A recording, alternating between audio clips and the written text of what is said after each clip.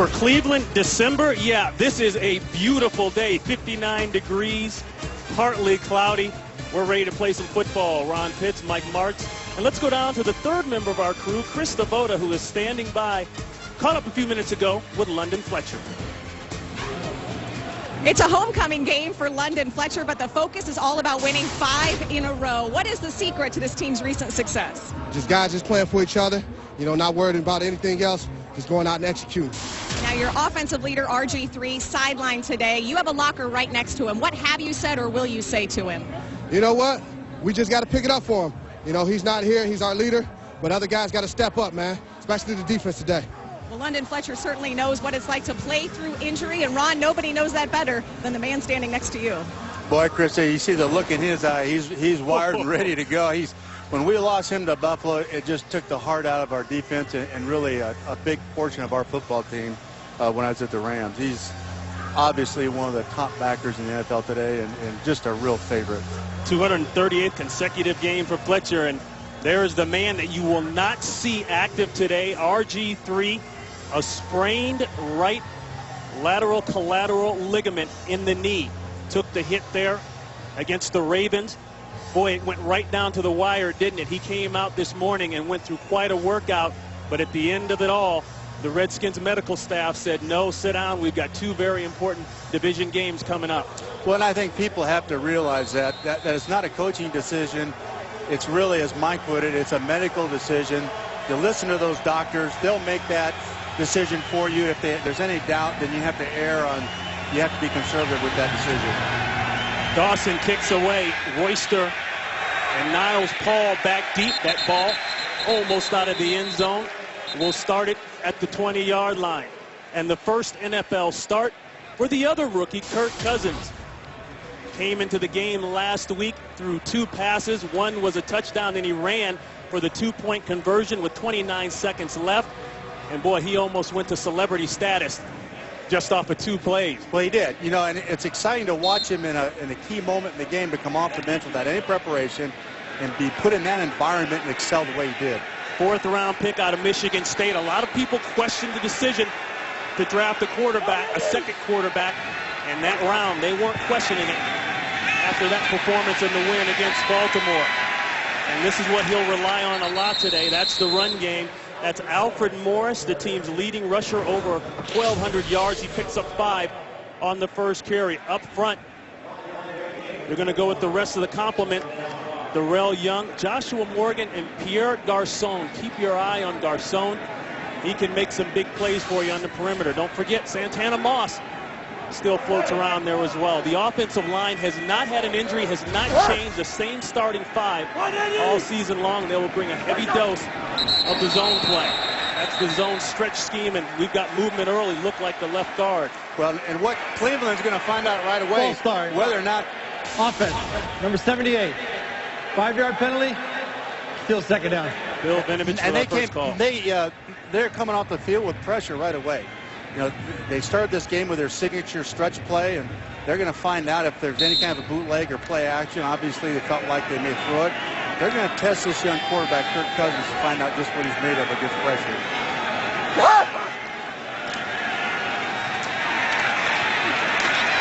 Downhill to Morris again. Morris out close to the 25-yard line. A pickup of 5. Phil Taylor on the tackle. The Browns defense, they started off sluggish. The last half of the season here, they have picked it up. Sheard, along with Rucker, 4 sacks apiece. And along with that defensive front, they rotate guys in about every second or third play. So their starters are fresh throughout that game and get better at the end of the game. I think it's a very important part of their success. First 3rd down of the day, 3rd and 5. The pocket, throws, incomplete. Tried to check it down on the crosser there to Royster. The coverage was solid, and the Redskins will have their first punt of the day. Well, you can see here, he's not going to step up like you'd like him to. You're going to get these edges like this, and you, as a quarterback, young quarterback, you've got to step up into that pocket and get into a passing lane. He can't sit back there at that 10 yards. It's going to get pressured by those ends. Rocca will punt it away to Joshua Cribbs. Cribbs at the 25. Makes a cut and got blasted. Another flag down as Cribbs got out to about the 32-yard line.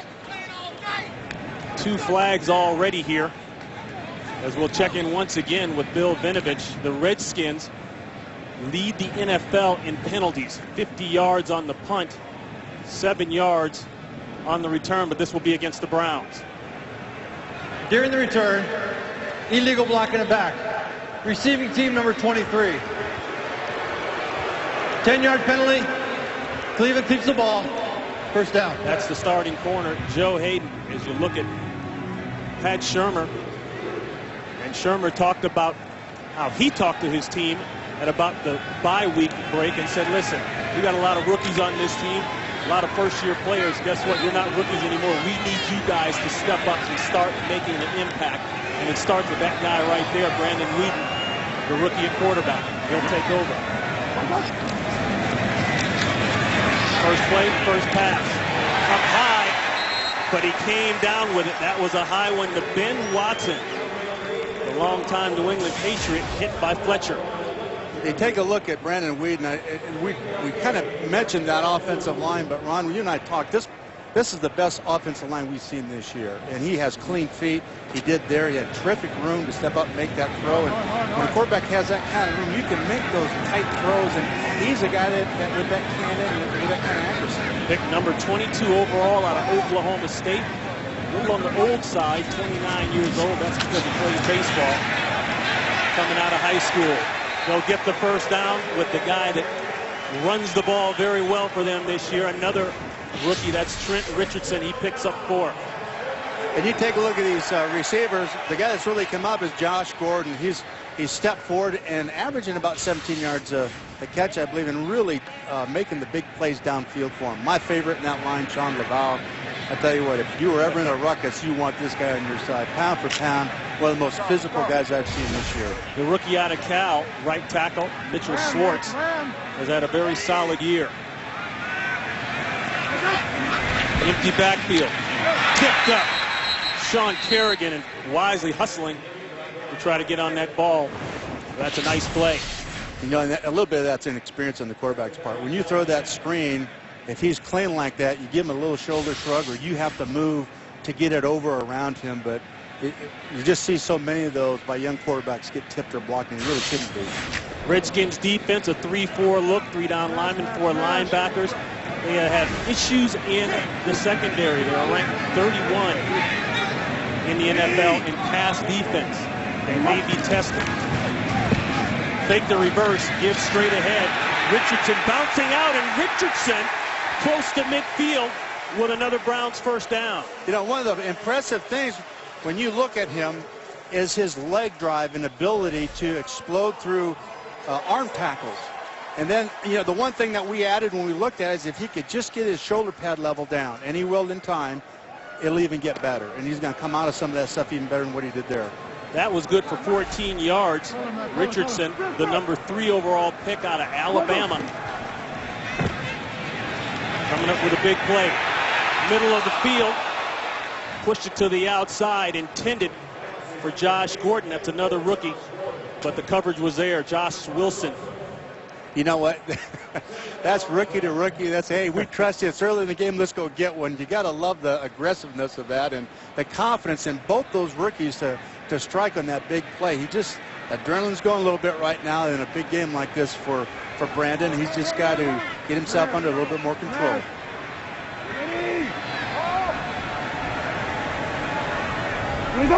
Watson sets up in the backfield. Straight power play. No place for Richardson. The defense is all over it, led by Jarvis Jenkins. And this offensive line has got a job cut out. The way they play this defense, that's a 3-2 defense or 34 defense.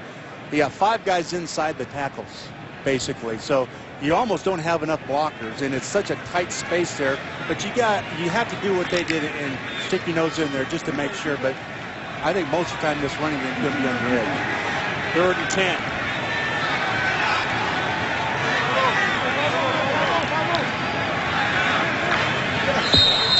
Delayed snap penalty.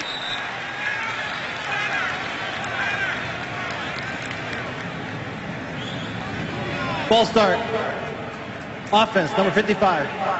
5-yard penalty. Still third down. Yeah, they put it on the center, Alex Mack. Well, and I think, you know, he's involved with calling protections, and he saw the pressure coming off the left side. And so what Brandon's got to do is change his tempo just a little bit. They're communicating over there, and the center made the call, and he's trying to make him aware. But I promise you, he saw it out there anyway. He didn't have to go through all that. Pressure off the side. Wheaton steps up. He's going to go for his.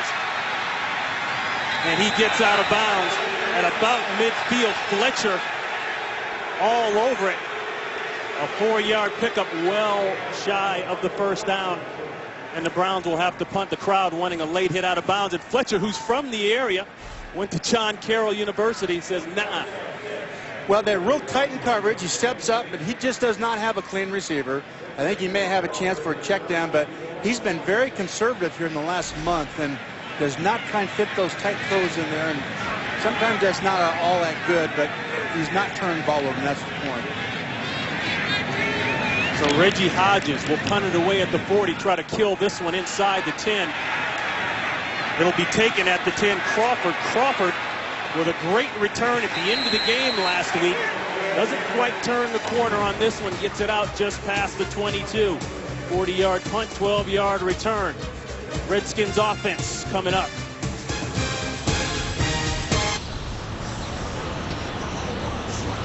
0-0 here in Cleveland. And a look at RG3. Tried to come out pre-game warm-ups and really tested the knee, but the medical staff of the Redskins saying, nope, sit this one out. And it is Kirk Cousins' first NFL start. They'll throw on first down, the curl route, and it's well covered, knocked away. Joe Hayden working on Pierre Garçon. And this was Robert Griffin III this morning. He didn't just come out and get loose. He really went after to try to work that knee out. Well, part of it is trying to state his case, I think, to Mike Shanahan, you know, before they declare the inactive. He's trying to politic a little bit, but it's really, it's not, you know, Mike takes it out of his hands and puts it in the medical staff. It's right where it should be. So I just think it was done very properly in the way you need to do it. What is it? What is up? 2nd and 10, looking for the cutback is Morris. The Browns defense will have none of it. DeQuell Jackson is there to wrap it up, but Philip Taylor may have caused the big jam up, a loss of 1. Well, and Philip Taylor's playing so well, but you can see them bump down in here. They brought the secondary off the backside, and when you come through those gaps and slant on that play towards the side that they're running, it's almost impossible to make those cutoff blocks. And I think you can see the defense you'll see the defense for Cleveland be more active with pressures than they have all year. 3rd and 10. He's got time, throws, up high, picked off T.J. Ward. This one's got a chance to go to the house. Stopped at the 5-yard line by Cousins. Tipped by Sheldon Brown. Now, the hardest thing for any rookie quarterback is to put the ball and beat man-to-man or real tight man-to-man coverage here. And I don't know that it was a great route here. The defender got underneath it, and you've got to make that throw when it's one-on-one. I think he did a good job with the throw, and he went to the right guy. It really ends up being the receiver having to beat that corner one-on-one. And now you got to tell that young quarterback, Cousins makes a tackle here. Now you got a rookie quarterback, you got to come down the sideline. Hey, kid, listen, made a hell of a throw. Everything was good. Don't worry about it. You did the right thing. First interception of the year for both Cousins and T.J. Ward. Browns, great field position. There's Richardson. Richardson still driving. I think he's in. They signal touchdown.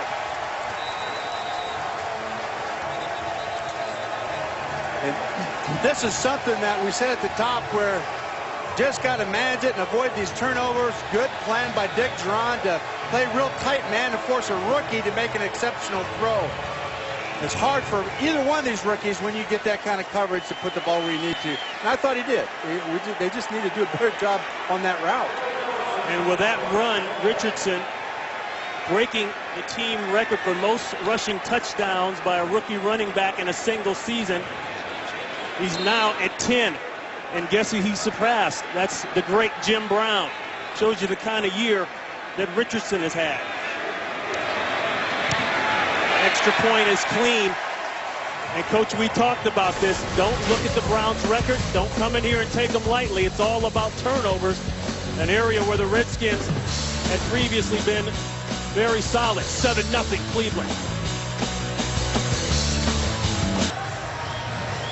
7-0 game thanks to the interception. And Richardson, as we mentioned, now with 10 rushing touchdowns, the most by a rookie running back in franchise history, eclipsing the great Jim Brown.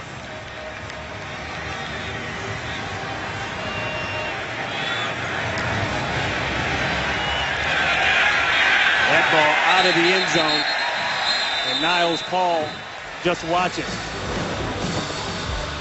Well, take a look at him lower his shoulder pad here, Ron. That's running behind your pads right there.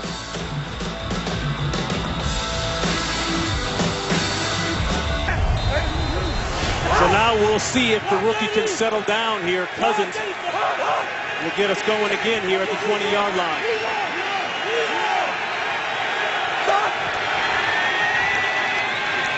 Looking cutback, Morris, no place to go. He may have lost on the play.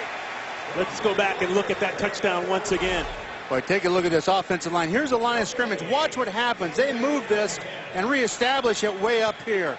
Now watch what Richardson does here. His pad level is going to get down right there. And really, that's what was missing when you watched him earlier in the season. He's very upright. Now he looks like a guy who's learned his lesson. And what we said earlier on his first run, he's running through stuff where he's used to get held up on. Richardson and Morris, both from the same area, Pensacola, Florida, have known each other since youth football. But Morris taking the hits here. That's DeQuell Jackson, caught him turned around. No gain on the last play, a pickup of 4 there, Coach. And you got to do some crisis management with this quarterback. I think you take him over on the sideline and let him understand that, you know, we just didn't get open on this thing. But you can never ask a quarterback to see if a wide receiver downfield is going to be open on man-to-man before you throw it. That ball's got to get out there fast. So it's up to those receivers. They're clamping down those receivers on third down and doing a great job. Boy, a very different start in his action last week against Baltimore. This is 3rd and 6 and pressure. And a sack. Sheared off the corner for 5 sacks on the year. He was clean. Well, and I tell you what, he dropped his shoulder. We asked him about the bull rush, and this is what he does so well. Watch him right there drop his shoulder and go right through and get his arm underneath that pad. Just a little change of tempo on that rush. He wasn't sure, a little bit of a wiggle. A very effective move. That was Kyler Columbus. He beat around the corner. Rocca. This will be Cribbs just inside the 30. No place to go. Great coverage by the Redskins special teams. Brian Keel with the hustle. More of the other rookie, Richardson, coming up.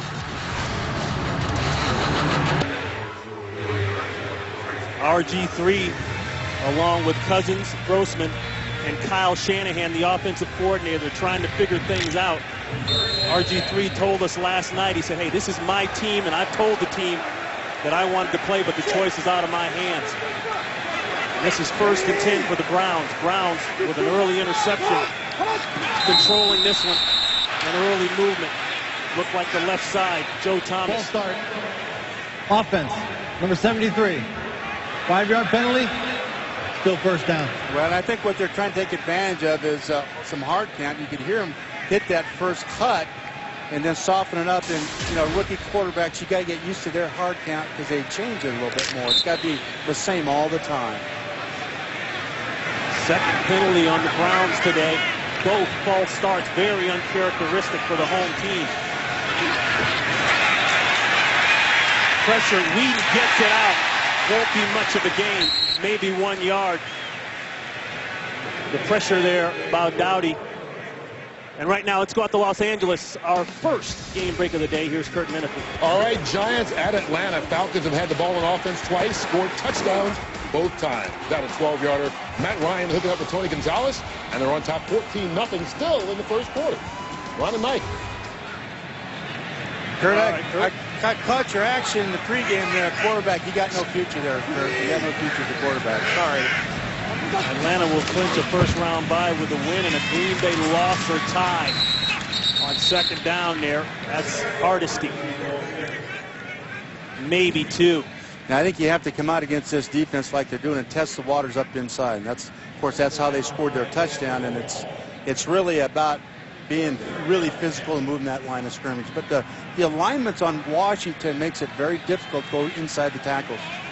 I wouldn't be surprised now if they start getting on the edge outside, and whether it's pitches or power plays off the tackle.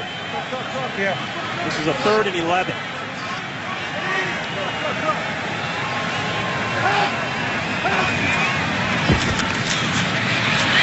The pocket is clean. The coverage is great. D'Angelo Hall all over it. And the Browns will have to punt it away. And you can hear the hard count there. I think even home they did a great job picking it up on the audio. And you hear him say, hut, hut. And that's the hard count. You hit the first hut real hard and try to get him to jump. Now, they've been doing that, and they're just not used to his cadence, I think. It'll take some time. Greg Little with the catch. Hall battling a bad ankle. Nice coverage on that one. Richard Crawford back deep. Redskins look like they're trying to rush this one. Don't quite get there, and a great punt by Hodges. This one goes into the end zone. A 58-yard punt. That is Hodges' longest of the season. The rookie quarterback trying to find his rhythm. Not a good start. The Browns on the other side, they're trying to get their act together. Their quarterback coach, Mark Whipple, talking things over. All spotted on the 20. The toss. Morris, he got a block. Boy, great scrape down the line. A lot of guys would have broke that out of the backside, but Philip Taylor is right there, and he holds the gain to 2 yards. Boy, Philip is up to a terrific start. He is sideline to sideline. Cousins with his 3rd interception of the season. Boy, and look at the difference in the amount of attempts and picks. It's all about turnovers, isn't it? But I think this last turnover, I got to tell you, I think the Redskins, they've changed up on defense. The Browns have changed up and played way more man than what they prepared for. Tight man. They're more of a zone team. It's really hurting. You can see the press coverage at the bottom there. Look at Joe Hayden. Play action, trying to freeze people going deep. Looking for Garcon. They trip. And that's incidental contact, tangling up on the feet. Garcon is saying, where is it? Hey, I'll tell you what, he grabbed him about the 50-yard line, and if his jersey was rubbery, he snapped him clear to Bakersfield, California.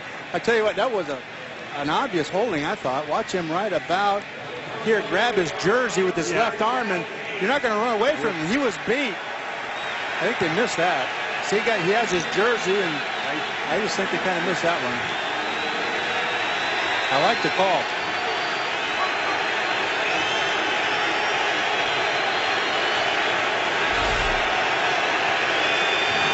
Third and 8.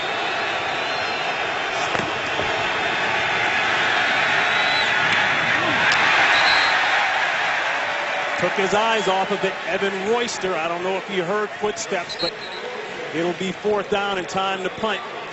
Well, one of the things with young quarterbacks is when you're throwing that ball underneath like that on a check down, you can't change your motion. You can tighten your stroke, but you can't have a slow motion. You use your accuracy. You just throw it like you do always. You just are a little bit tighter with it. And when you do that, you're going to underthrow things. Redskins 4 possessions, no first downs, and a total of 7 yards. Cousins 1 for 6 for 4 yards and a pick. Not a good start. 7-0. Cleveland will take over at about the 25. Richardson makes one miss. And then the posse comes. You said it right. Williams. He said it right. Posse. There's 10 guys on that line of scrimmage by the time he had the ball in his hand. They committed them all up there. You're going to see these bootlegs, and just see Brandon Wheaton come out of here pretty quick throwing some drags, because they are absolutely flying to the ball. The 45th matchup between these two teams. The Browns holding the lead 33-10 and one tie. The Redskins, though, have won 5 of the last 7. Playoff implications for both teams. The Browns struggling to stay in it. Still alive, the Redskins trying to keep pace of the first place New York Giants. And there's a hit in the backfield and a loss on the play by the man, London Fletcher. Over 150 tackles this season alone. That's a loss of 6 on Richardson. When we talked to London last night, we asked him why he was able to play so long. He says, well, you know, I take care of my body and all that thing. But he said, you know what, Coach, I'm playing all this man-to-man. I got to run now all the time.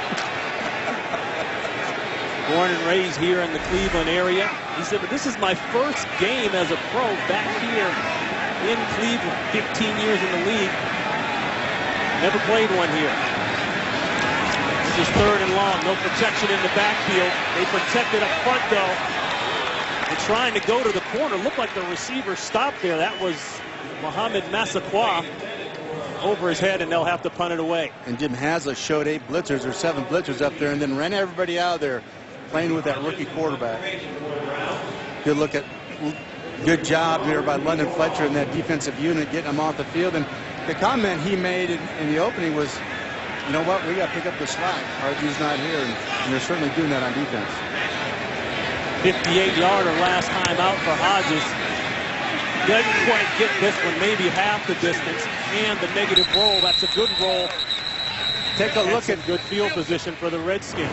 Boy, take a look at this comparison with Ray Lewis over the years. The numbers are really almost equal in a lot of these really important categories. I think he's quietly had just a fantastic career, and for my money, he should have been in 7 or 8 Pro Bowls, and I think he's got, what, 2 or whatever it is, but he certainly is 3 Pro Bowls, but he's certainly played at a high level ever since he came into the league.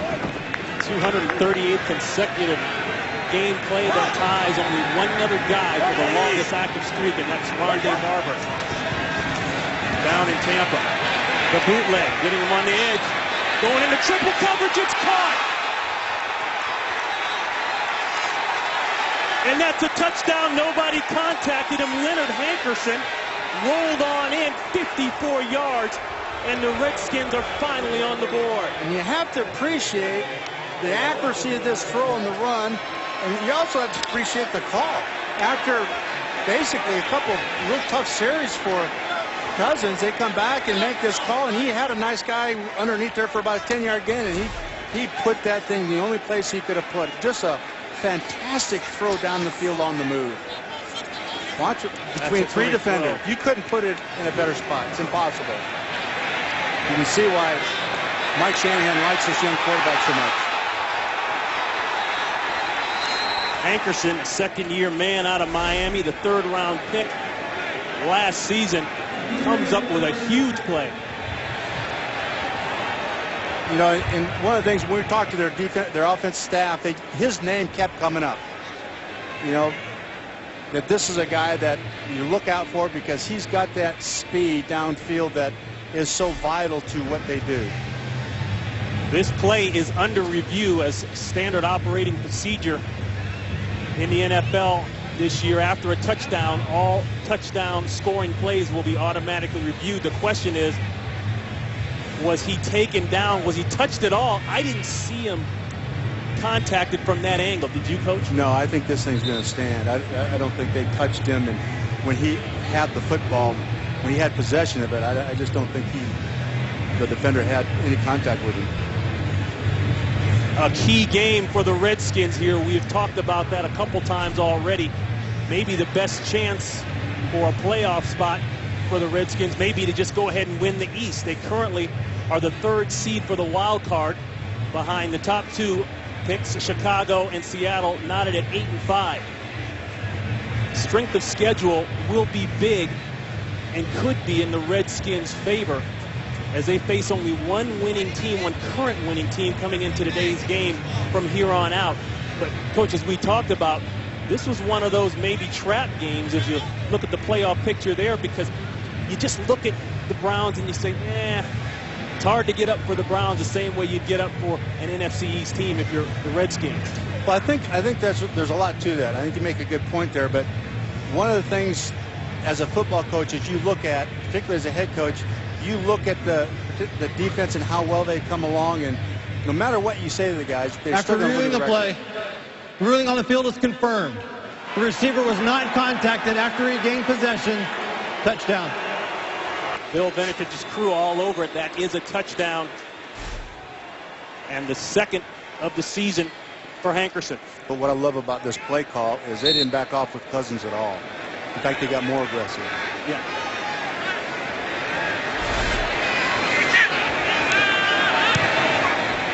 Horvath, who has been solid and won it in overtime last week, tacks on the extra. And just like that, we're tied up here in Cleveland, winding down in the first.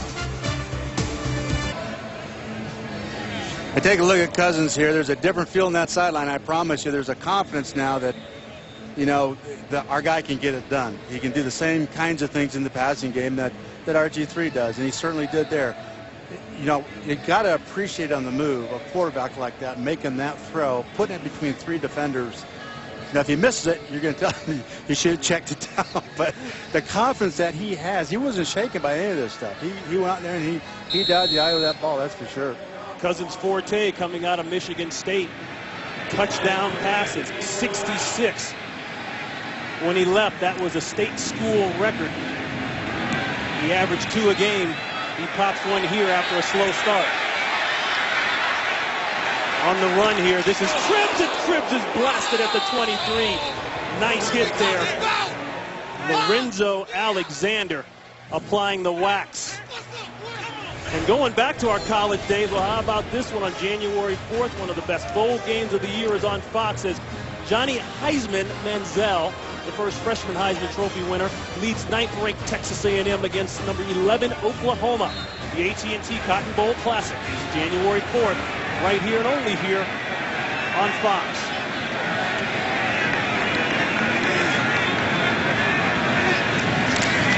The quick slant, it's tipped coming out. Intended for Josh Gordon. Rob Jackson got a piece of it. Let's go back and look at that special teams hit.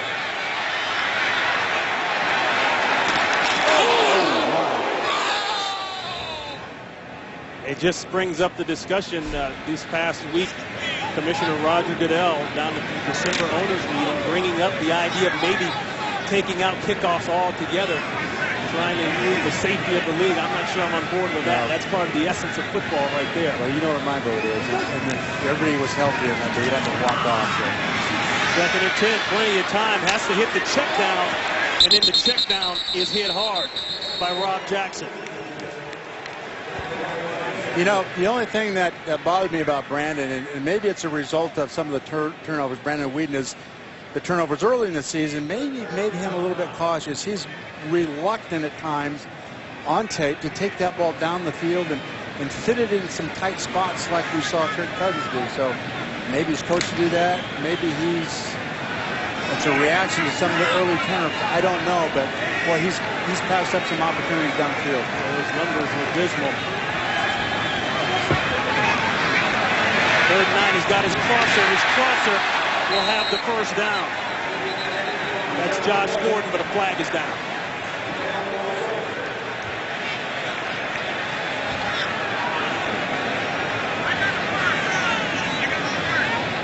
Wilson able to trip him up, but let's check the flag. Illegal use of the hands. Hands in the face. Defense number 99. Penalties declined. Result of the play. First down. That's Jarvis Jenkins, who replaced Adam Carricker, who went on the injured reserve list back in week 3. Well, you just don't need that. And again, we made the point earlier on that most penalized team yardage-wise in the league right now.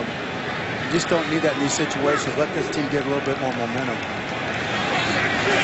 That's a pickup of 10. 2 tight ends set now for the Browns. They'll set one back in the backfield. They'll go power game, stretching it out. No place to go. Kerrigan all over it. Boy, it's hard to get that edge in the NFL. And let's talk about the notebook you've got on Brandon Whedon. Well, there's a couple things about Brandon that you need to look at. I think he's very mature at 29 years old.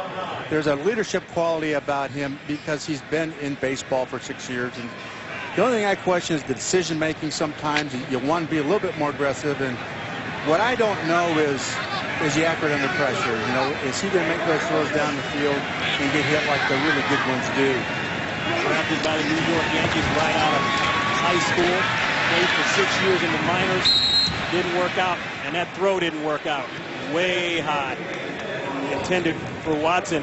Well, and I think when you have tight man like that, you've got to be able to put the ball downfield and let your receivers make a play and not come off it like you did and just check it down into the flat. Unless that receiver's getting doubled, you get a wide receiver out there, you got to assume he's going to win on that route. And you just see that too much in man-to-man with him, just not taking those throws and putting it on the shoulders of the wide receivers. These are good young wide receivers. I saw a quick shot there of Colt McCoy.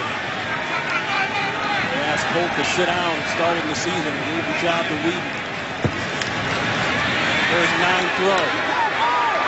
That's complete to Alex Smith, but Alex Smith hit hard by Hall. He goes down just shy of the first down. He picked up 7. As we wind it down here in Cleveland, we've got a tie game, 7-7. Fox NFL Sunday will return after these messages and a word from your local Fox station.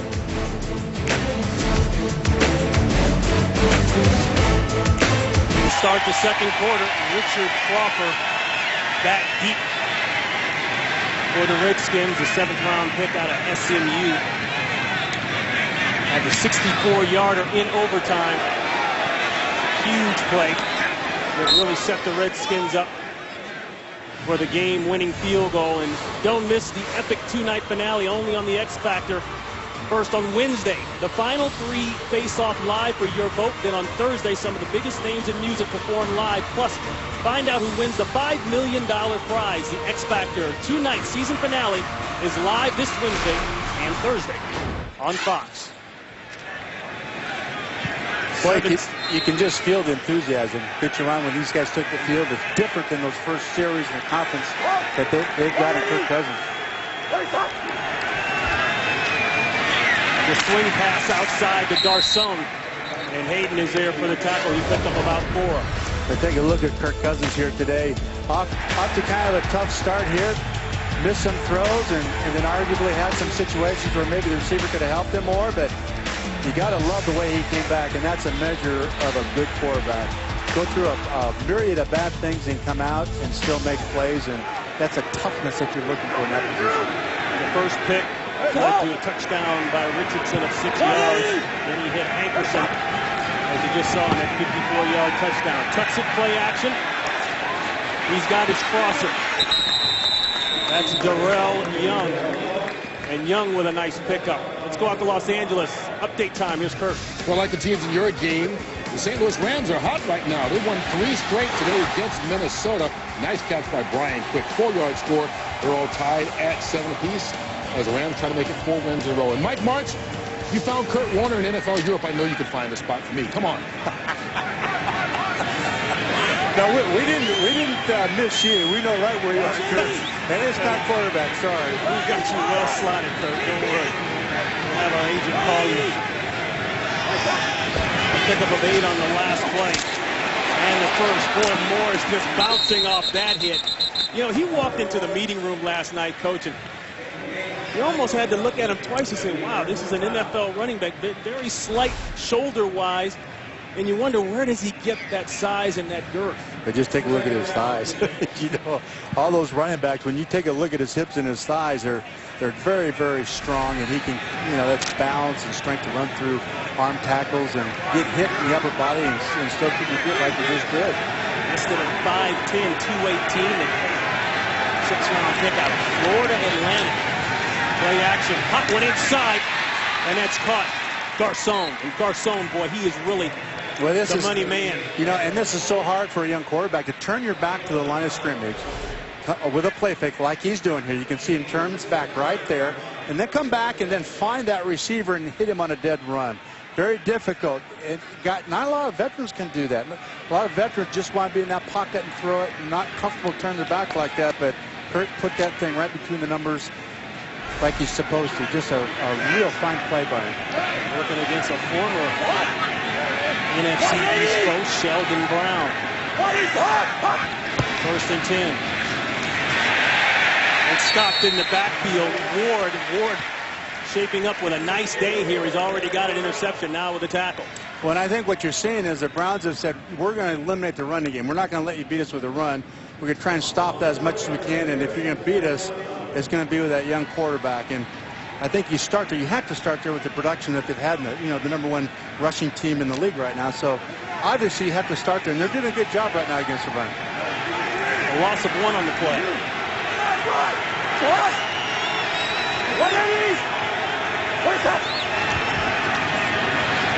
Pressure, he took a hit, dumps it off to Logan Paulson.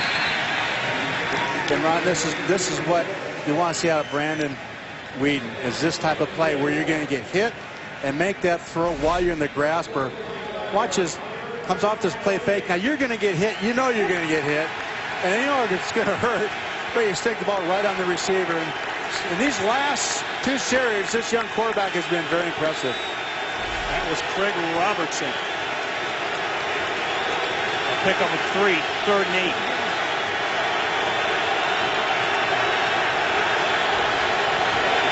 Browns showing a form of cover 2. I don't know if Garcon got it.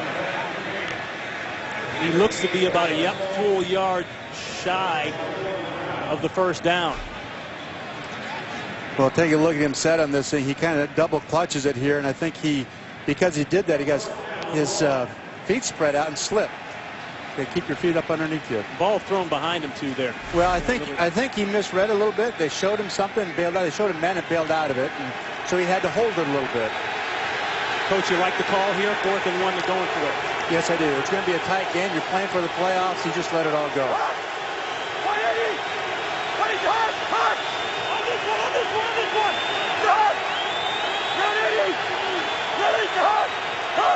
This is the old dummy play. It's called no play timeout or no play penalty. And the timeout called by the Redskins.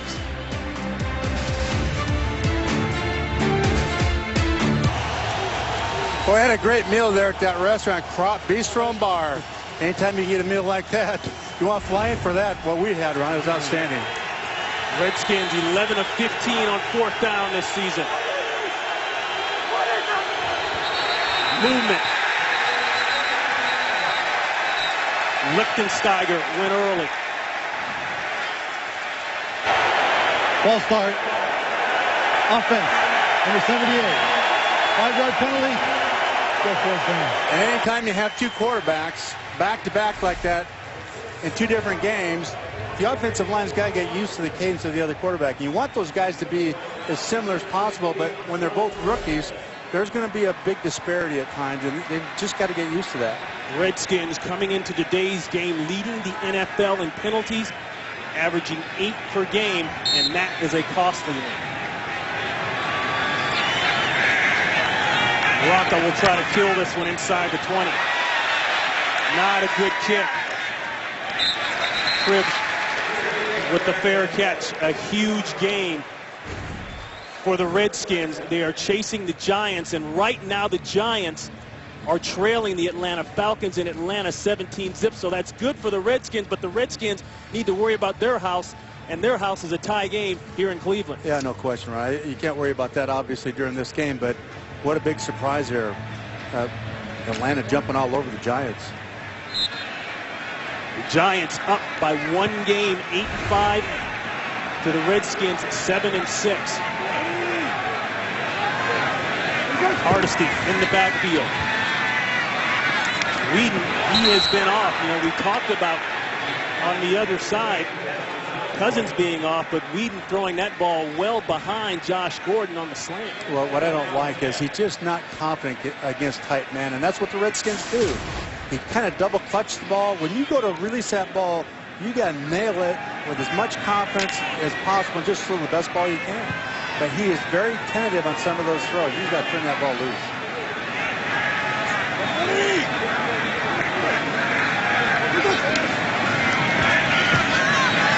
Holding again, and that's what happened. Ball batted down. Coach, you just teed that up. You've seen it all week long in film.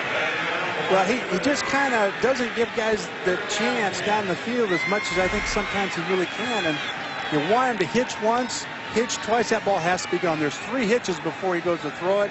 That ball has to be out there by your second hitch, or you better move around the pocket or run with it or throw it away. But you stand back there and hitch, and what I mean is hitch. After you set, you hop, your 3 little hop steps in there. Those are called hitches. You go past 2 steps, it's bad. That was Doug Worthington. Got a hand on it. 3rd and 10. Redskins showing a cover 2 deep safeties. He's got to hit his check down. All they got to do is make a tackle. And they do. He lunged forward, but still about 1.5 yards shy of the first. That was Massaquoi. A pickup of 9 won't be enough. They'll punt it away. Well, as you can see, the pressure off the edge is what gets him here with Alexander. And really, had he tightened his lane down on the pass rush lane, probably would have ended up with a sack there. Renzo Alexander with the pressure.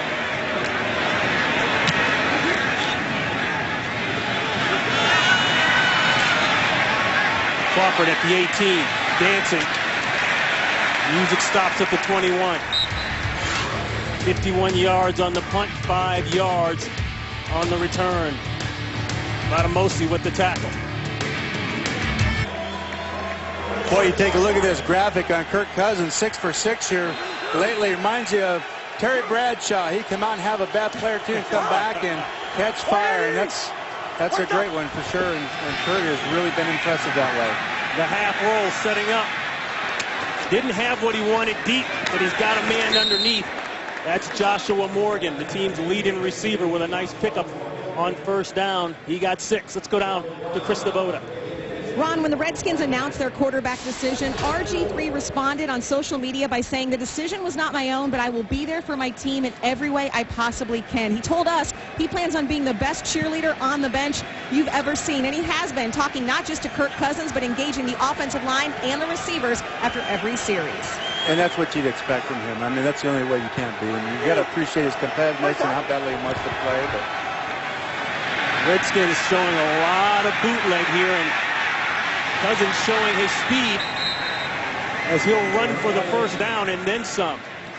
KC1, I guess you start calling him, huh? That's a good one, yeah. A pickup of 17.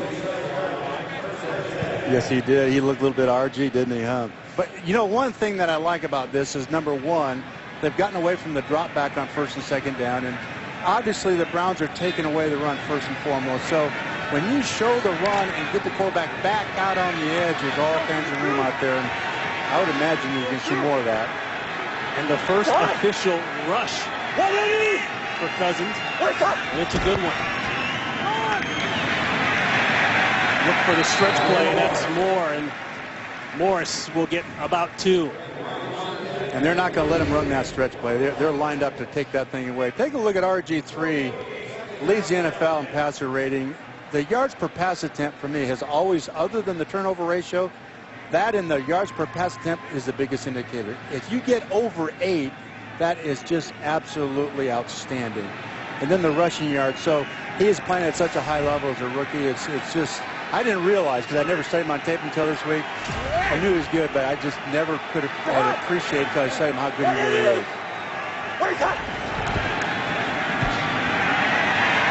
Boy, he had one in the middle of the field, but he goes to the numbers, and that's Garcon. He had 2 on the cross there. He had Santana Moss, but let's see if they call. No, it is not a catch. And Garcon saying, let's review it right now. Let's go out to Los Angeles and check in with Kurt Menefee. Well, the Chicago Bears were up 7-0 on Green Bay, that is, until James Jones caught this one from Aaron Rodgers. 29 yards in the score, even things at 7 apiece as they begin to wind down the 2nd quarter. Ronnie Mike. Of course, Jordy Nelson's out. He's, that hamstring, so great opportunity for James Jones to show up in that game. Green Bay with a win will clinch the NFC North. That started out Chicago's deal, but they have slowly let it fall through their fingers. But I think right now, for both these quarterbacks, and we got Washington a challenge. is ruling the challenge on the field of an incomplete pass. Timeout. So the last play under review. It looks like Garcon talked coach into it. Oh, from that angle. The ball never hit the ground. That's a good argument.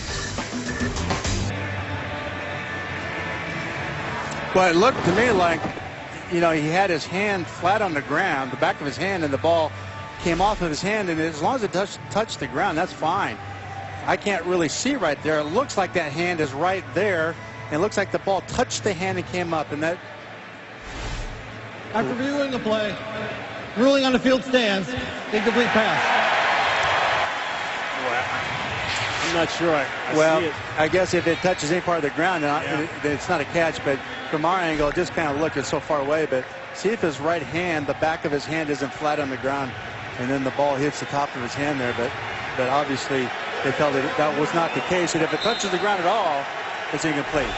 Well, if he doesn't control it and it touches the ground, that's incomplete. Yeah, if he has it and then goes to the ground, but I think they hit the ground before he even got it there, obviously. That's a 22-yard swing, and it's 3rd down and 9. Pressure backside, he gets it off. That's complete to Royster, and Royster makes up for the yardage and then some. Well, what he did so well here, Kirk Cousins, is it was a shorter throw, and he didn't zap it on him, and he didn't short arm it, so to speak. He made a real good throw, but it was a soft throw that the receiver could run through. Bill Walsh used to say, put it out there in front and let him run through the football, and that's exactly what he did. He beat Jackson on that crosser. That's the first 3rd down conversion of the day for the Redskins. A little surprised at all the man-to-man that the Browns play. It's a little bit unusual for them. I think they're really trying to challenge the young quarterback. I expect them to go back to the run game now. Nope. They're sticking with the play action. Across the body late, not advised. Pressure coming on the play from Frosty Rucker. Well, he had Leonard Hankerson made a crossing move and took off the middle, right between the uprights. He just couldn't get him the ball, but he had him for a touchdown there. And I think with this running game, as committed as the Browns are on defense is shutting that run down, I think this is where they're going to make their money, is out on the perimeter, showing run, and either pulling up in the pocket in front or come out in those bootlegs, which he's been so effective on. Well, he picked up the bootleg action midway through the first and here into the second. The give to Morris, and Morris straight ahead for 3. Win with the tackle. Well, when you look at them on defense, they've got them all up and around or near that line of scrimmage here, trying to shut that run down and just begging him to try and throw it out there to those wide receivers. And they've started that way and really stayed with it, because this is normally a 2-deep type of zone team with quarters or half-field cover 2 back there, but they've played an awful lot of man today. 3rd and 7, shotgun formation. They stack Moss down at the bottom along with Garcon. That one way off. Well, he did. I put that on Kirk, because it's man-to-man, and what they do is they bracket the releases of those receivers. Receiver was able to get underneath the inside player here, the inside defender. You're going to see he's going to end up, there's another defender right back there. He got underneath this guy right there. And as long as he gets underneath him, then you can make that throw. And I couldn't quite see. He's clean with it. There's just a miscommunication there. And really, once you get inside that defender, there's no squirming or sitting it down. You make the throw and let him cross. The man who won it in overtime last week, he has been solid. Forbath from 44 yards out. He continues solid. And the Redskins take a 3-point lead. Take a look at RG3 here, come over to Kirk Cousins and gives him the pat in the shoulder. Kirk knows he missed a nice, easy 3rd down completion there. We got him 1st down, and he's upset with himself. RG saw it. He knows exactly what happened, and it's good to have that sounding board and communicate between them. That's a very, very, very important relationship on your football team. The 1st and 2nd quarterback, where those 2 guys share, their experiences out there. Still a nice drive, 9 plays, 51 yards. The first lead of the day for the Redskins. And they're working on 10 unanswered points. This one deep in the end zone, about 8 yards deep.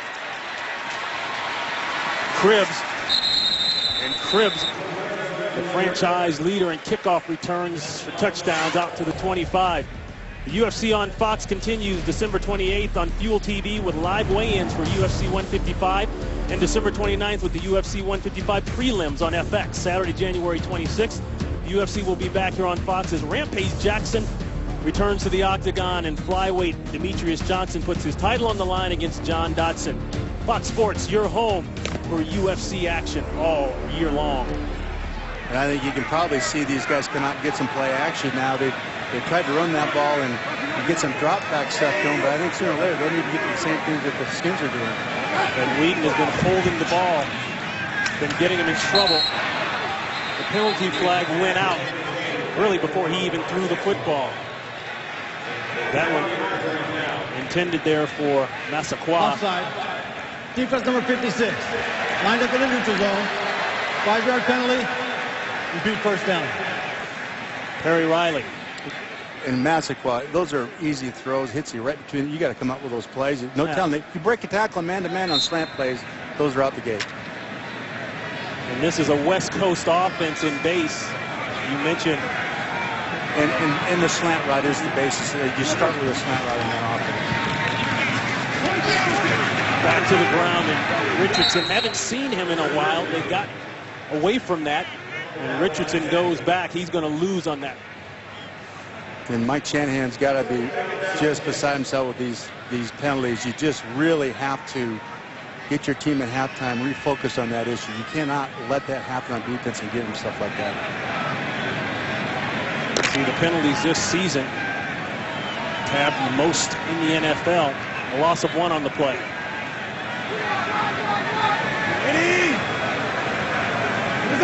Two tight end set.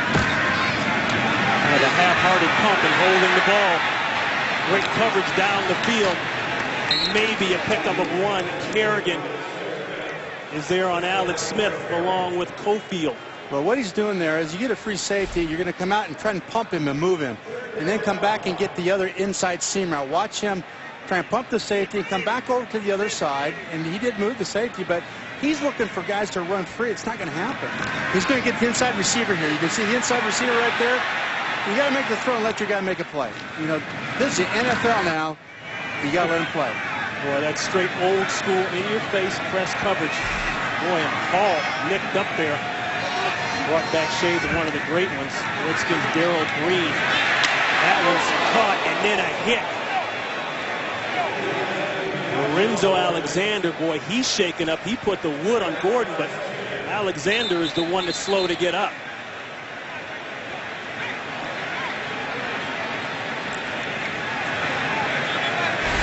And take a listen to this now.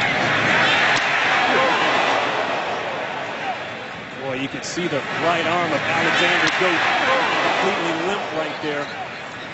And those stingers, you know, your whole arm, as you know, Ron, just goes numb, and hopefully it's not a shoulder injury. Hopefully all it is just that stinger, that sensation where you got needles coming down your arm, and that's all it is. Yeah. But the entire side of your body goes numb, and it's more scary than it is anything else. Yeah, and as you know, how many of those have you had in your career, right? Gosh. Along with a few concussions. But the bottom line for the Browns here, that's a key first down. As we hit the sub-4-minute mark here in the first half. 3-point game. The Redskins started out slow but picked things up. They're working on 10 unanswered points now. Kirk Cousins a little slow out of the gate, but a nice job of play calling, coach, as you mentioned during the break, by Redskins offensive coordinator Kyle Shanahan. Put a couple wrinkles in there, and it's been productive for the Redskins offense. There's a crosser that's complete to Gordon, and Gordon with another first down, pushed out of bounds at about the 46-yard line. And what they've done is they've gotten off of one-on-one routes because he's not going to make the throw. So you go back with all this man-to-man coverage and run crossing routes, run guys running across the field and isolate linebackers on receivers and those kinds of things, and make your money that way. You're going to come up with some bootlegs here pretty soon with this running game with Trent Richardson. Gordon, former teammate of RG3 at Baylor. There it is. Got one in the corner. That's Little. Now all of a sudden, the youngsters for the Browns starting to wake up.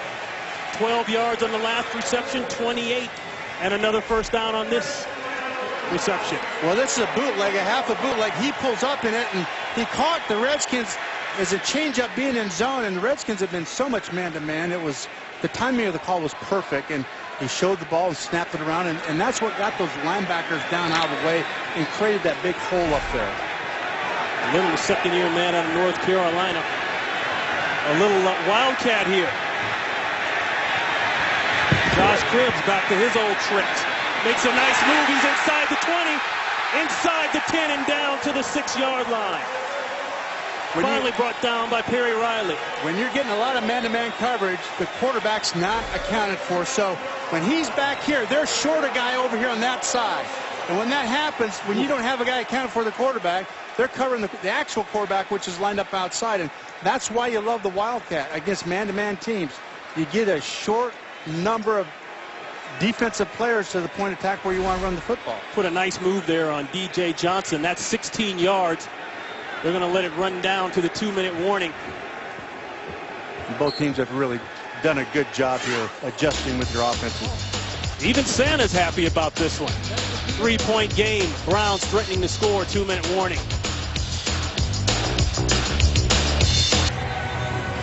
Browns flipping it over. Their first 6 drives, 63 total yards, but look at this drive alone. And you can see one of my former defensive linemen there in the crowd, I think, with that. Coach, that's the old school dog pound now. Old school is right. Boy, that's a nasty section down there. And right now, they want to see their Browns get in the end zone.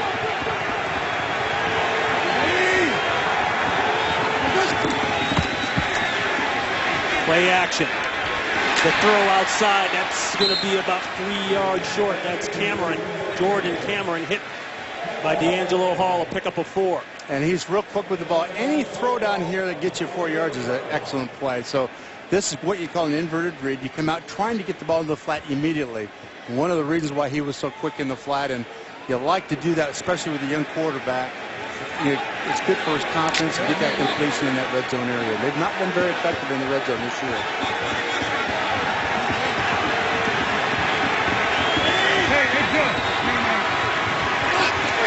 Little across the formation. Richardson is in for the touchdown.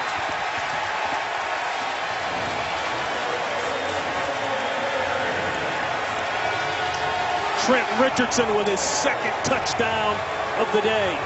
What he's showing us today, Ron, is dropping his pad level and running behind his pads. And in the past, most of the season, he's been so upright, and it drives you nuts because he's so talented. But boy, I tell you what, he's gotten his pads down today, and a little skip cut there, and dropped his pads and ran over the defenders.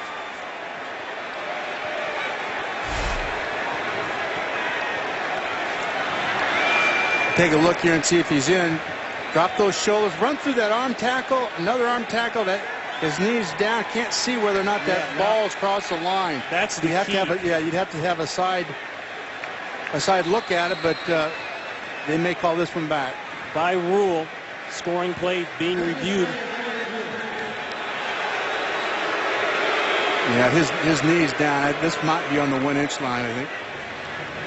Unless the ball has crossed the plane of the goal line by the time the knee was down. Yeah, the knee was down right there, and it's just where that ball was, like you said, Ron, in terms of that white line.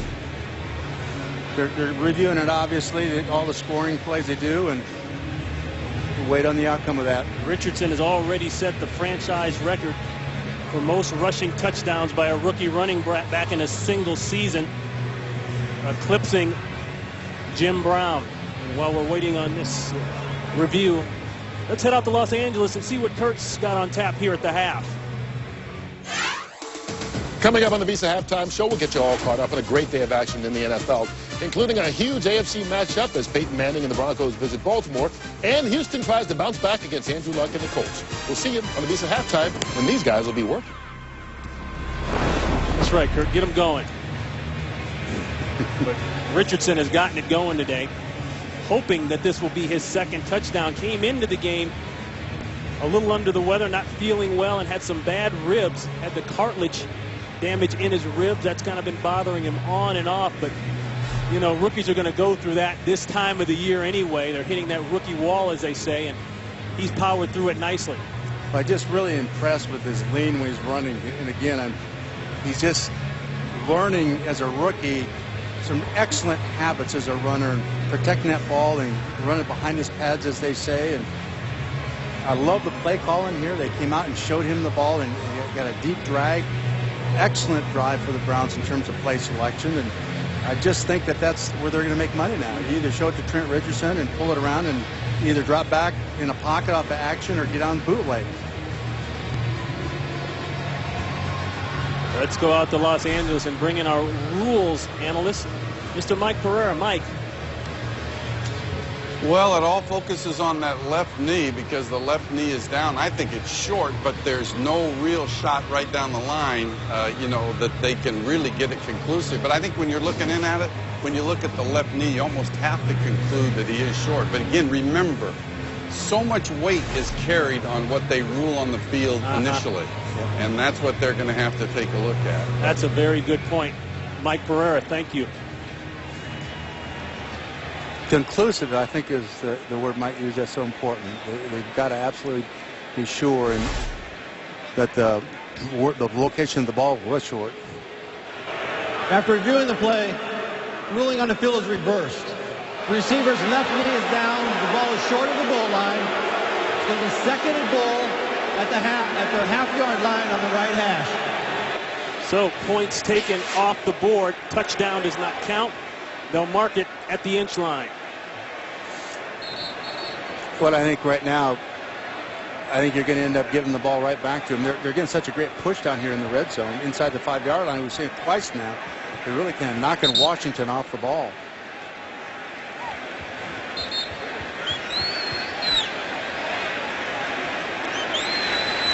There's a discussion down in the field now over in the corner about the clock, I think. They get an explanation here to Coach Shermer.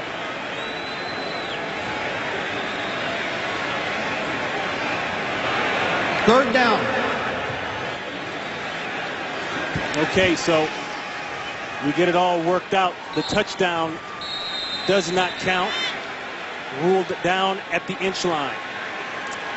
And I think you can see Trent Richardson. And final timeout, Washington.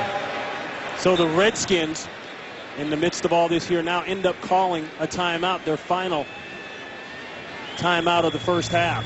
And I would suspect the Redskins here, as they talk about this, as part of their defense to jump into that 1 minute, 14 seconds. Jump into the gap defense and see every defender in the gap and really try to shore this thing up. That's the only chance they got of stopping Trent. Hey, there's a place not too far from here called the Hall of Fame, known as Canton. Joined the NFL in celebrating 50 years of the Pro Football Hall of Fame. And this golden anniversary, come to Canton and join more than 10 million fans who have made the pilgrimage to the birthplace of the National Football League. Visit the Pro Football Hall of Fame. For more details, go to profootballhalloffame.com. Of course, that was a great Jim Brown there you saw a shot of earlier. How'd you like to tackle him? No thanks. He looks like he still might have a few yards left in him. And right now, all the Browns want is about a half a yard to hit pay dirt. Well, this is the man right there, and I'd imagine that he's going to get it again. They're really knocking him off the ball pretty good down here. Richardson gets through the traffic and scores. Looked like London Fletcher had him there by the legs, and he ran right through it.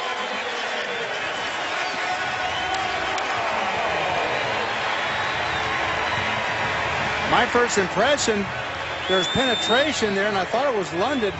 Pulled the trigger and went right through the gap and looked like he was going to absolutely run right through there and wrap him up in the legs. Watch him fill right here. Looked like he had him, just didn't get enough arm around him, but it looked like ran right through all those arm tackles. Richardson with his second touchdown of the day. And the Browns, after 10 unanswered by the Redskins, reclaim the lead 14-10. I think, Ron, really the Taylors, both offensive coaches, have done such a terrific job adjusting to some changes on defense that I don't think they're really prepared for. I know that Cleveland is really surprised the Redskins with all this man coverage, and I think the result was they really struggled in that first series or two because, of course, this is what Kirk prepared for, but they've changed gears really well here in their play selection. And I think both rookie quarterbacks showing a little resiliency here, which is what you have to do. Things aren't always going to be smooth in this league. Well, and I tell you, Terry Bradshaw, I don't know if there's anybody better at doing that and coming back after tough situations like this and playing with a short memory. So much said about the Browns and their situation, the coaching staff in question.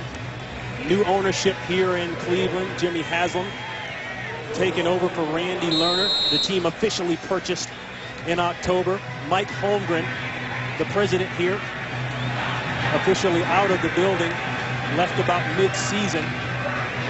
But in the midst of all that, the Browns are still in the playoff hunt. And right now, up by 4 with 1 minute 11 seconds in the first half. And we mentioned this earlier, but as you take a look here, they're 1-1 here and 1-0 over here. So they've got a heck of a spot that they're in right now. They've really poised in December to make a nice run at this thing, and that's all you can ask. You have to be playing your best football in December. And going back to what you said earlier just a few minutes ago about the Browns, when you look at the roster changes and what they've done and the new players that the young players and the job of coaching that they're doing, I tell you what, my vote is to keep this group together because they're just going upwards. No timeouts for the Redskins. 2-minute drill now for Cousins. That's Moss. Moss picks up 8.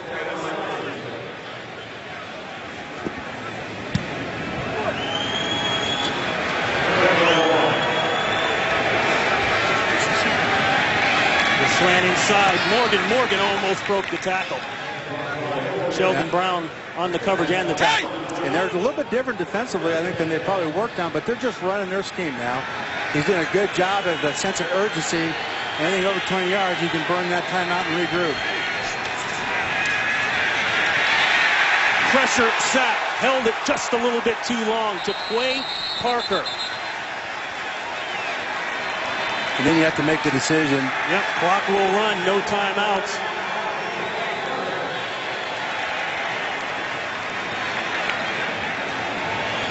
And they're going to let it run down. Yeah, you have to do that. You can't put it at risk now. You got to go in happy at this point of what the score is. And Cleveland stopping the clock.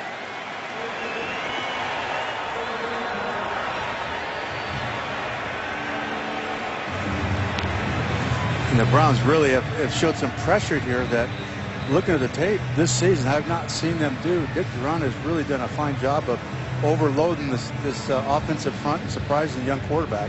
Boy, disaster almost there for the Redskins. Cousins lucky to get back on that football. Yeah, he took a real nice bounce in his behalf there, but that was almost a disaster. Second and long, 8 seconds left.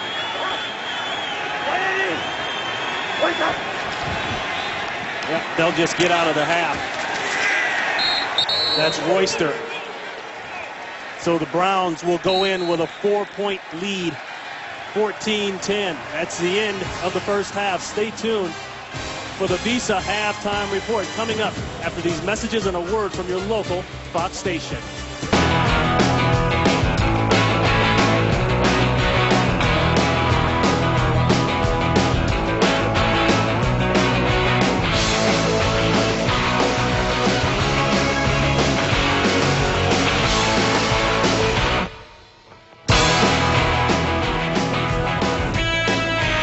Hey, be sure to follow your favorite NFL team all season long. Go to itunes.com/NFL. 14-10 game as we get ready to start the second half here in Cleveland. The Browns in control of this one. Ron Pitts along with Mike Martz. And Coach, you talked in the open about how important third down was going to be for these two quarterbacks, and it has come true. Well, it has. Unfortunately, Curtis has just got the one conversion out of 7. And I think that the big play for me in this first half was, of course, the interception, which set up a touchdown for the Browns. And again, if you take that back, then this is really going to be a struggle. But once he got past that, and I think a lot of it has to do with the adjustment by the offensive staff. They've given him a better opportunity, I think, with some of the things that the Browns are doing defensively. Let's go down to the third member of our crew. Standing by on the sidelines, Krista Voda. Krista. Well, Ron, the Browns certainly had the momentum going into the locker room. Coach Shermer said that's not just beneficial for the scoreboard, but also for Brandon Weeden's confidence. He said, "I'm very impressed with our defense." Coach Shanahan agreed. Mike Shanahan said, "We've got to be more effective on the run game. It's not necessarily that we need to run more, but when we do, we have to make it count." Thank you, Krista. Boy, and a big one shaping up down there in Atlanta. The Giants getting throttled by the Falcons 24-zip. That's huge for the Redskins, being that the Redskins are a game out of first place. But as we said earlier also, Redskins need to worry about the team in front of them, the Browns, with the 4-point lead. And Cribbs bounced hard there at the 25 and taken out of bounds. And a look at the first half numbers. Well, I think both teams aren't real good right now on third down. I think the Browns obviously got an edge. 3 out of 8, but 1 out of 7, they just got to come out and do a better job on and getting into a more makeable, talking about the Redskins now, more makeable third down situation. They've been an awful long ones. And credit the Cleveland defense and Dick Duran and for stuffing that running game for the most part. Dick Duran, the defensive coordinator, a tough week for them. They weren't sure who they were going to see, RG3 or Cousins, 2 totally different styles. They got Cousins. And for the most part, they adjusted pretty well. Richardson with 2 touchdowns in the first half. He'll get maybe 2. And I think in the running game, that's where you'd expect the ball to start most of the time. Like we said earlier, Ron, with the defensive structure that they got 5 guys inside the tackles. And, boy, it's tough sledding inside there. So I think you can see the ball bounce outside an awful lot. Officially a pickup of 1. Whedon 13 for 20. For 88 yards, no touchdowns, no picks. Cousins 11 of 19 after starting 1-7. 146, a touchdown and an interception, and that one's picked off.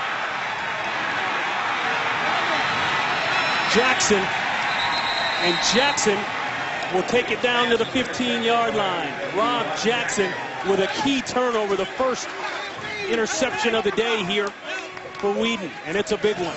And I don't think he even saw him, to be honest with you, Ron. I think that as he comes off the fake, sometimes it's hard to see this. He's tracking the receiver pretty good at. You have a free hitter in there. In other words, just man-to-man coverage, but the backs don't get out. That linebacker can drop back underneath that, which he did. And once you see man-to-man, you got to take something off that and get it over that backer, or just wait just a little bit, and that's just experience. 3rd interception of the year for Jackson. Boy, he had a heck of a play last week against Baltimore. A sack, forced fumble, and a fumble recovery all in one play. Follows up here. Bootleg. He's got one open in the flat. Could walk in. Oh, and he gets pounded. That's Joshua Morgan talking it over with T.J. Ward. Boy.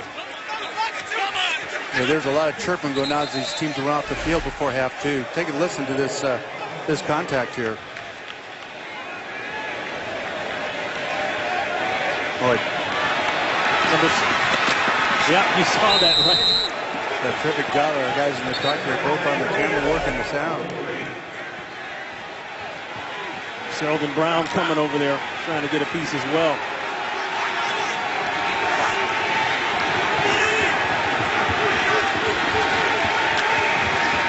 The boot out the backside. He could almost run it.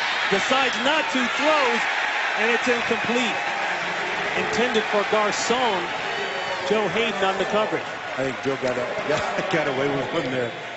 Oh, boy, he had a hold of the jerseys. He's coming back downhill here. I don't know if you can see it or not there, but he's got a hold right there with that right arm, so he got away with one there. A change for the Redskins up front. Number 60, Jordan Black, is in for Tyler Columbus at that right tackle spot. That's their first change of the season. They have been relatively healthy all year long. Downhill run. No, it's a touchdown. The whistles blow, but the line judge calls it a touchdown. That's Alfred Morris. Boy, things breaking again. Things getting a little chippy down there. Yeah, and we saw, like I said, when they went off the field, both teams are really chipping at each other. And this is obviously a big game for both teams, but covers the ball up very well, pad level. He's a little bit high, and just surprised he's able to get in. He's so high there, but right there, he reaches that ball across.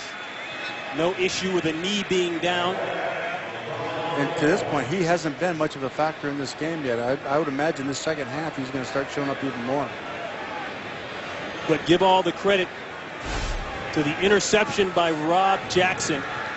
Made it a short field. 3 plays, 15 yards, and 6 points. That was Washington's first red zone possession of the day. Extra point is clean. And another lead change. We're going back and forth here in Cleveland. The Redskins by 3 in a game that they definitely want to take without RG3. 17-14 Redskins. Quick look there at the Rock and Roll Hall of Fame. This man is rocking and rolling. Rob Jackson with a big interception that turned into points. Remember, he's replacing the injured Brian Arakpo. He went on the injured reserve list back in week 3.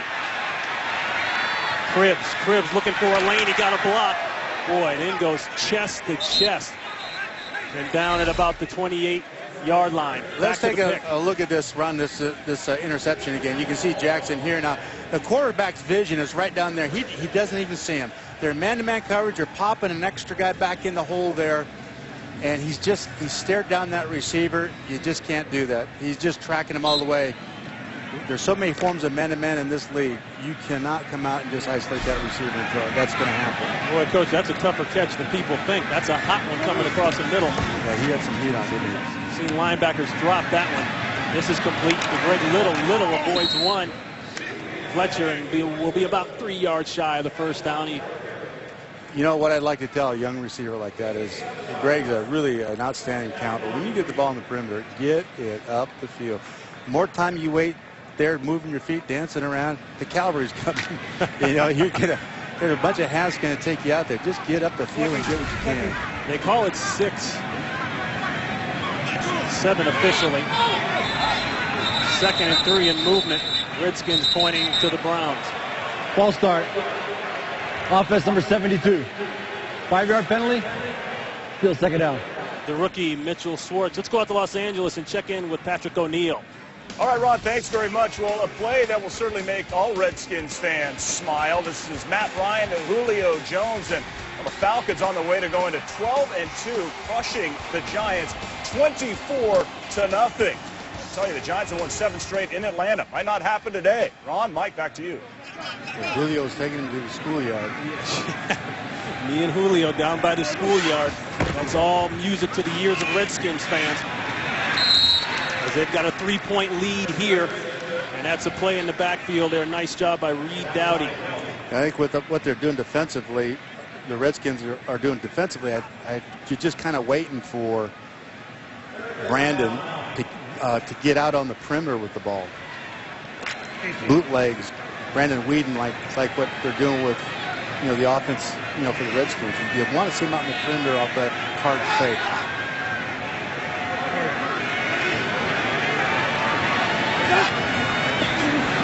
Third and 9. Tipped up, intended for Richardson. Kerrigan, boy, he's made a couple plays, had an early tip in the first quarter. He's on it again.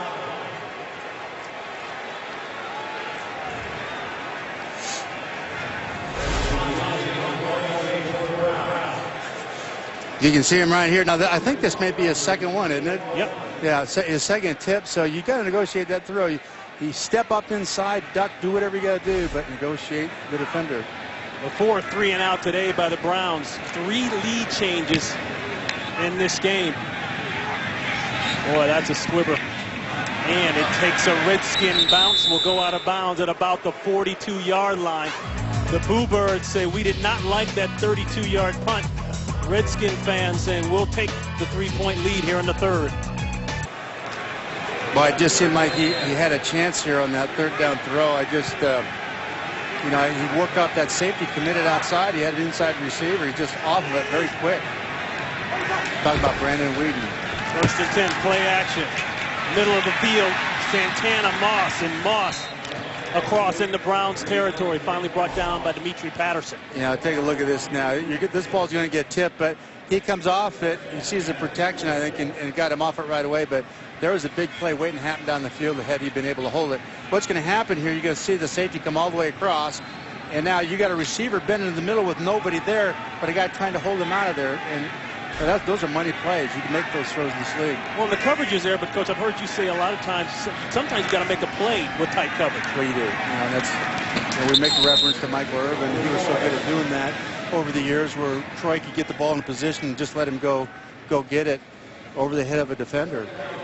17 yards on the previous play. That's Morris going for about 6. Yeah, but in Brennan's Whedon's defense there, I think that the pressure that he was getting off the right side there got him off it. 6 yards on that rush, the longest rush of the day for Morris. There's that boot. Man in his face. He's got another crosser wide open. Moss is still going. Santana Moss down to the 16-yard line. Took the hit, spun out of it, and kept on going. Joe Hayden thought he could just give him the old shoulder, but it's good for 20 and a first. Well, this is so effective. This young man right here is going to create so much attention. They've committed to shut down that run, so all these perimeter bootlegs, and there has to be at least 6 of them that we've seen so far, and one of them was a touchdown. So everything is focused on stopping Alfred Morris, and the quarterback, this rookie quarterback, Kirk Cousins, is really reacted very well to it. He's in his groove, isn't he? Yes, he is. Slow start, but now he's got it together. The toss downhill, Morris is looking for the goal line, tripped up, and he knows it at the 5-yard line, but he's got another first. That's good for 11-yard lines. Down to the sideline, and Chris Devoda. Well, Ron, the 2 running backs, Alfred Morris and Trent Richardson, have known each other since they were 6 years old. You mentioned earlier in the game they played for rival Little League football programs in Pensacola. They also played for rival high schools. Richardson said Morris was so big nobody would touch him. Morris said Trent had calves the size of a grown man. And they're both having very nice years as rookie running backs.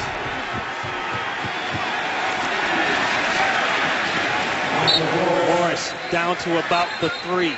Taylor on the tackle. And that's their patented play. Now, they had a lead back in there, but nonetheless, it's still that play down the red zone. You can't spread the defense out. You do it with a fullback or lead back in front of you, but you still are stretching, trying to create a seam sideways, and nobody does it better over the years than Mike Shanahan teams. He did it out in Denver with a multitude of running backs. Not the best offensive line per man, but a very good scheme, and they run it to perfection. Looking to throw the middle screen, going nowhere. You know what's so impressive about this? It's just how well disciplined this Brown defense is. You just don't see him get out of position. Really an outstanding job here off the edge here playing that screen. Jabal Sheard made the tackle. Look at the hustle, the reaction. Yeah, Jabal's not playing like a second-year player. You just saw the details of what they do on defense. That coaching staff is doing a great job. Royster alone in the backfield. Joined by Hankerson. There's pressure in his face. He's got Hankerson, and he'll walk in. Touchdown, Redskins. There's a lot to that play for that quarterback. That's just an outstanding throw. Wow. There's more to it than meets the eye. That looks simple. You got bearing down. You're on your back foot, fading away, and you just lay it out there. It doesn't get batted, doesn't get tipped. You negotiate with the angle of throw. This young man looks like he's been playing for about 10 years in the last 2 quarters of play, basically. RG3 not able to go today, looking on, approving the touchdown. That was Dimitri Patterson that he threw the ball over. 7 plays, 60 yards. 4th round pick. Everyone in Washington double guessed the move. Nobody's second guessing now. Redskins up 24-14. Cousins supreme on the drive there. 7 plays, 60 yards, and the guy they used to call Big Bank Hank at Miami. 17 games of his career before today, 1 touchdown. Today he's got 2. You have to credit Kyle Shanahan for changing things up against that defense and calling an excellent game. Hibbs on the move, past the 20, out to the 30. to the 33-yard line. Paul with the tackle. A nice return, but Cleveland's got a lot of work to do. Washington in a huge game with playoff implications, up 24-14. Hey, pick up your phone and call ** NFL to download NFL Mobile and get coverage of every NFL game this holiday season while you're on the move. 24-14, Ron Pitts, Mike Marks, Chris Devoda down on the sideline. 7:35 to play here in the third quarter. There's a slant and then some yardage after the catch. Greg Little will move across the 50-yard line. That's the pickup of 20 big ones. And in this West Coast offense, as you know, Ron, the quarterback struggling a little bit. You go right to the bread and butter slant play, which is the core of everything. Coach, what is the West Coast offense main principle? Well, it's crossing routes, getting the ball out quick to receivers in the flat, out of the backfield, slants like that, and it's not as much down the field as it is just very efficient, like runs out of the backfield. And they like to stretch the field horizontally. That ball caught by Watson. Watson stacked up. And listen to Bill Walsh talk about this offense. These flat routes, and we just witnessed another 5-yard, what they call stick route to the tight end. They're more or less pitch plays or perimeter runs, and every one of them should be completed. And he always talked about location of the throw.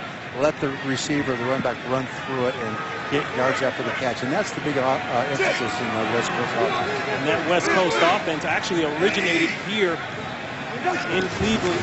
The originator, Paul Brown, used to run it back in the day. That's Hardesty. Hardesty will be about 3 or 4 yards shy of the first. He'll pick up 3. Again, a look at the remaining schedules, and that's big. Atlanta beating up on the New York Giants. The Redskins trying to get that one game back, moving to a tie for first place. The two teams have split 1-1, so we've got some great drama coming down the pipe here.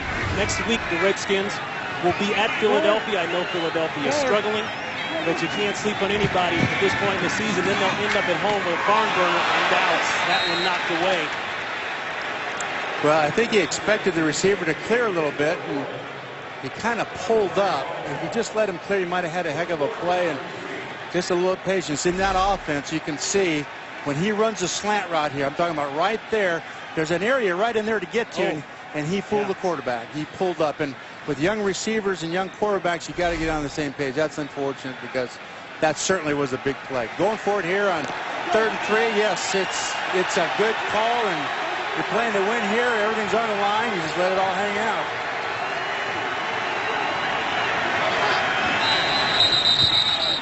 Play stopped.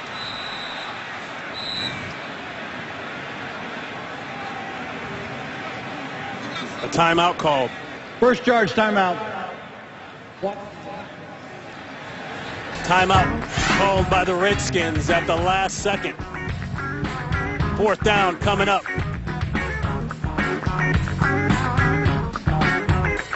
London Fletcher, veteran linebacker, called timeout for the defense. Didn't like what he saw there in that 4th and 3 here right before the ball was snapped.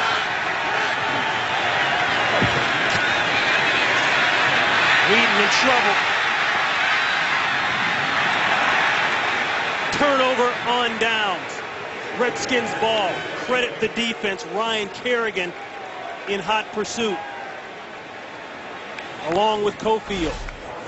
You know, talking to the defensive staff, the Redskins, or excuse me, the defensive players, they really felt like Brandon Whedon, as a young player, kind of gave things away with his eyes, and they're able to kind of jet things. And I think that's part of the issue here in this game is he's getting to his receivers with his eyes a little bit too quick.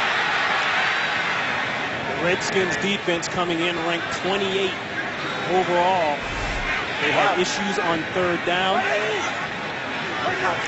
issues in the secondary, but they pick it up on that play, and it turns into a first pitch and catch, and a hot spin by Garcon. Quell Jackson took exception to it. Well, they lost the game. Remember the Ram game, Ron? They lost the game like this with a receiver in his annex after play, and boy, you hate to see that. There's the flag. 17 yards. Hayden on the coverage. Josh Morgan, remember the Ram game, jumped up and had a little issue there with a player, and it ultimately was critical of winning or losing that game. After the play, taunting, offense number 88. 15-yard penalty, 1st and 10. Well, there you go, Coach. I mean, that's the kind of stuff that gets you beat. Well, and he's got a young team.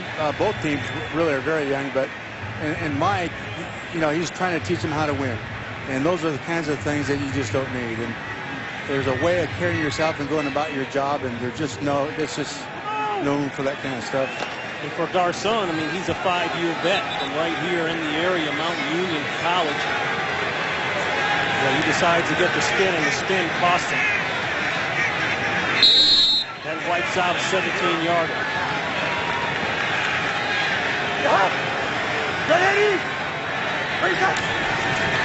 Two tight ends, they run to the two tight end side. Down to the pound and ground game. That's Morris. Phil Taylor with the tackle. And I tell you what, it looks ugly. It looked like just a bunch of bodies in suspended air there, but this is what they do so well. And you look up and didn't look like much, but they've got a 4-yard gain. You touched on this earlier. Morris talked about how he had to learn how to run in this zone stretch run offense scheme. But there's no hesitation. You know, it's a one decision, plant and get your pad level down and go. And he can do all those jump cuts that really top-notch backs can do, and he does a good job of seeing things. He said he had no real offensive line blocking scheme in college. And I tell you, from a coaching standpoint, watching what's going on in the field, Cleveland is not allowing them to cut that ball back, and that's where you make big plays in this run. You set it, get the defense flowing, then cut it back, and they're not letting them do that. Really, Dick Teron in this game has been very impressive in terms of shutting Alfred Morris down in this run game. A pickup of 3, James Michael Johnson, who replaces Scott Vegeta, who's on the injured reserve list. To help make it a 3rd and 3. Pump and go. There's the flag.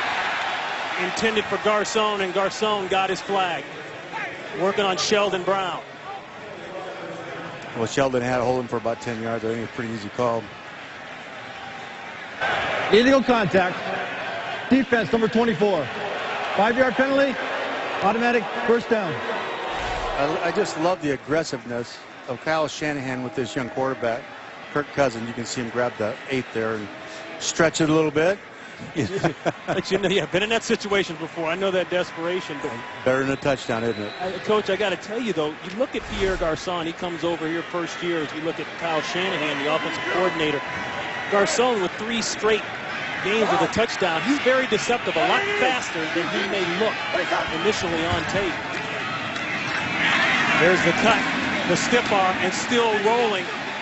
Morris showing you a little of that strength. Didn't get a whole lot as T.J. Ward helped stack him up. Look at these guys. They're still going at it. But, Coach, that's the type of constantly pick at you that this offense, this run scheme does to you. Well, they're trying to wear you down. And what Mike said last night makes so much sense with this run is you try to get that defensive front to wear down a little bit and not close those gaps off in the back end like they've been doing and lose their discipline. And Cleveland's just not doing it. They're staying in there and being very disciplined about it, not allowing the cutback.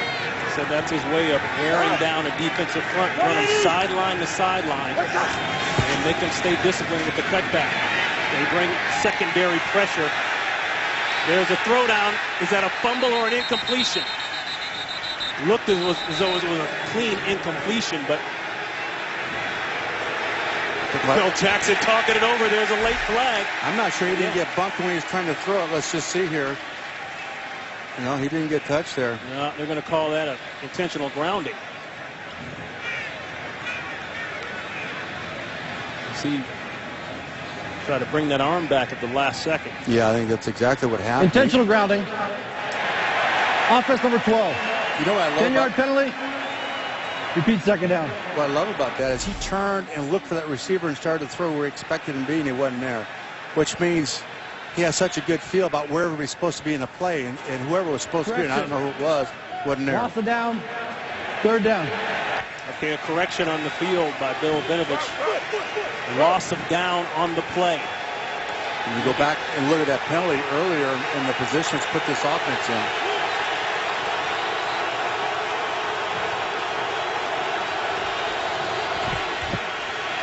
Got Hankerson coming across the middle. He doesn't see him. Goes to his check down. That's Royster. Royster well short of the first down. Nice open field tackle there by Dimitri Patterson. You know what's so impressive right now about Kirk is he's so decisive. You know, he sees he's off it or he stays on it. He can turn his back to the line of scrimmage with a nice play fake, but he wants to get that ball downfield here. Look at Hank. Just doesn't happen the way he wants. He feels the pressure and comes out of there. Now, he didn't have to look at that rusher to know that he had the pressure. He just felt it and got outside. He's really been impressive. Rocca at the 40. This will be a fair catch ball. High one. Secured at the 15. Boy, a lot of stuff going on after the play out here. The boys are going at it, aren't they? January 4th, one of the best bowl games of the year is on Fox. Johnny Manziel, the first freshman Heisman Trophy winner, leads 9th-ranked Texas A&M against number 11 Oklahoma. The AT&T Cotton Bowl Classic is January 4th right here on Fox. You know, this team came out on such fire the second half. And, of course, they went in doing a pretty good job. But really the second half until that last series, they were really playing well. You got to think that they're fully aware of what's happening with the Giants. I got to believe you're right. Redskins will back off, give it some room. It's man-to-man coverage. And somebody won. And that was Greg Little. That's what you want to see Brandon Weeden do. You want to see him stay in there and make those throws because he can. He's a very gifted passer. His skill set is really outstanding. And the more he plays and the timing with these receivers, the better it's going to get. He's got a heck of a future. He's just got to work through some things. 12 yards. Wilson on the coverage.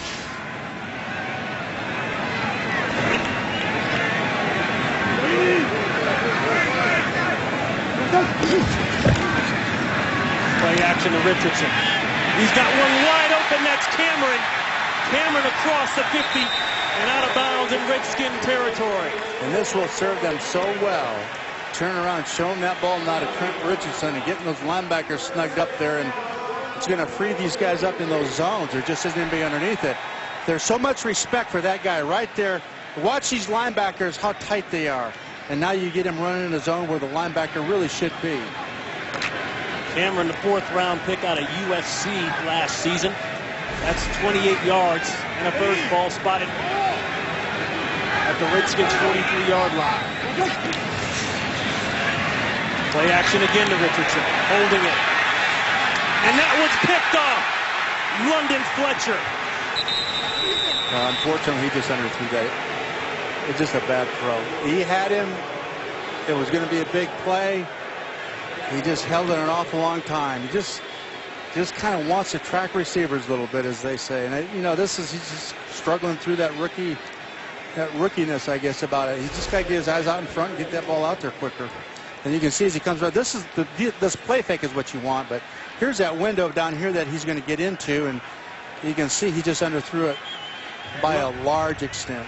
London Fletcher with his 4th interception of the season. Remember, he's back home from the area here. And he told us in this defense, this 34, which has been tweaked a little bit, Coach. It's not necessarily a pure 34. Right, exactly. He said he's got much more pass responsibility. That time, he makes it pay off. Morris. Well, in the thing about London is because the alignments are keeping the guards off of him, but it puts pressure on him to cover the tight end man-to-man, and that's what he was talking about. He said, you know, I only feel good for 3 hours during the week, and that's during the game. We mentioned earlier, undrafted into the NFL from local John Carroll University, playing in his 230th consecutive game. Grew up a Cleveland Browns fan. Yep. Not surprised they didn't have a parade when he came into town and got off the plane here. He's got so many people that he knows and are at this game. 2nd down and 6, throw inside. Boy, that was a tight window. It's incomplete. Hayden giving Garcon an earful. I'll tell you what, that's plain quarterback right there. He put a vapor shot on him and put him only where you can put it and complete it, and you just got to come up with those catches. Coach, you get mad at your quarterbacks if they started to get conservative on you, huh? Well, you know what? When you decide to make a throw, that you can bring a guy back from his aggressiveness, but it's hard to get a guy to be aggressive with his throws and confident. You know, you want them to be aggressive, and you like to back them off instead of trying to work the other way with it. This is a 3rd and 6, winding down here in the 3rd.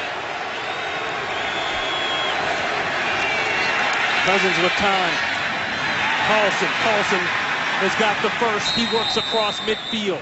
You know, you watch his eyes here, the quarterback's eyes, switches all the way to the other side here. He just did a great job of scanning it. 19 yards, and that's the end of the first. Redskins up 24-14. Fox NFL Sunday will return after these messages and a word from your local Fox station.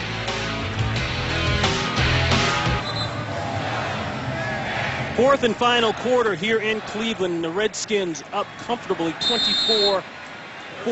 We just had a big pass play to Logan Paulson. That one was good enough for the first down. It's a 3rd-year man out of UCLA. 1st and 10. Play action Cousins. Boy, what a quick release. He got that ball out of there. And this time, no talking by Garcon. You know, I would take a look at this, Ron. Take a look at the quarterback, Kirk Cousins' eyes here. All the way to his left, doesn't like what he sees. He's got to get all the way back over to the right and hit a receiver that's on the run sideways, and he just throws it out there sidearm and hits him right on the numbers. And this is confidence and seeing things and reacting. This young man so far has been very impressive. Pass play for 15 yards, getting his first NFL start for the injured RG3. Back to the ground game in Morris. And I think that you can see there now they're starting to get a little bit of that cutback off that stretch play we're talking about. RG3 came out, got a lather going in pregame warm-up. The medical staff for the Redskins says, nope, you sit down. This will be Cousins' game. And as he told us last night, he said, hey, this is my team. I want to play, I want to start the game, but it's not my decision. Well, I think Kirk Cousins make a pretty good statement by himself here today. I think there's a good argument for the way he's playing. You know, one of the things that hats off to Mike Shanahan, I think the one position in football, the biggest factor is the quarterback position can hold an entire team hostage. You really need 2 quarterbacks, you really do. And so you have such a dynamic young quarterback in RG3, and you know, Mike padded it, so to speak, and hedged his bet with another selection. And a quarterback he obviously really liked and didn't want to pass. And you know, people criticized him for it, but he's been doing this a long time and very successfully, and obviously a very good choice. 3rd and 2. They'll throw it, the safe turn route, and it's a first down. Garcon. And he just stuck that right on his face, Mac. Cousins' numbers on the day, solid. A rough start, but he's picked it up. 21 of 32, 261, 2 touchdowns. He had the interception early in the day, Coach, and it looked like it was going to be a rocky game, but he was able to reverse it, pick it back up, and I think that was largely due to the play calling of Kyle Shanahan. And they have lived on this bootleg. Cousins showing he can run, and runs down close to the 5-6 yard line. And it's the second time he's run with it off that. And going back to talking about Kirk Cousins, the thing to me that shocked me is how calm he is, his eyes, how he's worked his eyes, but he really has got velocity in the ball and the accuracy. And the interception he threw, I'd argue that, I mean, he threw it just where he had to throw it and where he's supposed to throw it. And I just think that they just didn't win on the route out there. And sometimes that happens, but it wasn't a bad throw or a bad decision.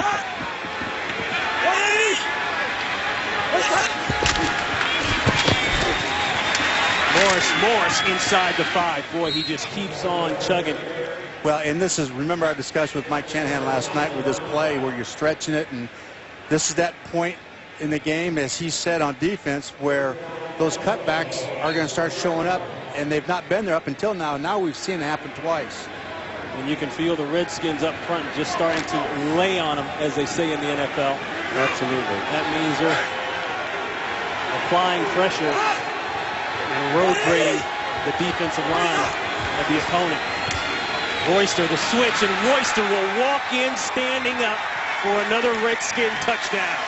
And really all these runs have been the same concept, stretch, stretch, stretch, and now the cutback seems to start to develop because those defensive linemen are getting tired. You can see here, he's going to get some penetration right here, but that penetration ironically opens up a cutback lane for him. And if you don't make that tackle there, there's going to be a seam right there that is going to open up. Lippensteiger there with a turn block.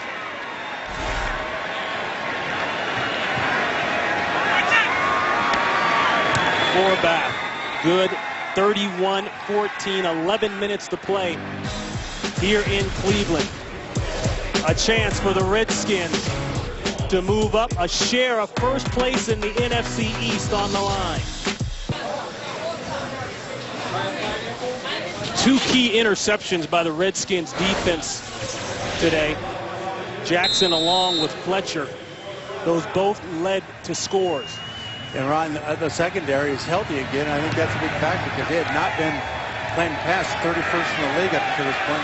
They've showed up today for sure. They've kept Cribs contained today, and that's always big. 21 unanswered points now for the Redskins and their other hot rookie, Kirk Cousins. 11-14 to play here in Cleveland. 31-14 Redskins. And I think what's lost in this game to some extent is how good this offensive line really is, and the defense. You know, they've been put in some pretty tough situations, but they've responded relatively well. Jim Haslam's defense has done a nice job. The UFC on Fox continues December 28th on Fuel TV with live weigh-ins for UFC 155 and December 29th with UFC 155 prelims on FX. Saturday, January 26th, the UFC will be back on Fox. Rampage Jackson and a host of others giving you all the action. Boy, I tell you, speaking of UFC action, the helmet off, that's Rob Jackson doing the honors, and that kind of sums up the day for Whedon and this offense. Yeah, he's just real tentative, I think is the word to use for him right now. He's very tentative, just doesn't look real confident. He's going to be an excellent player. I don't think there's any question about it. He's so skilled, but he's having a hard day today. A loss of 4 on the sack. Jackson credited with the sack.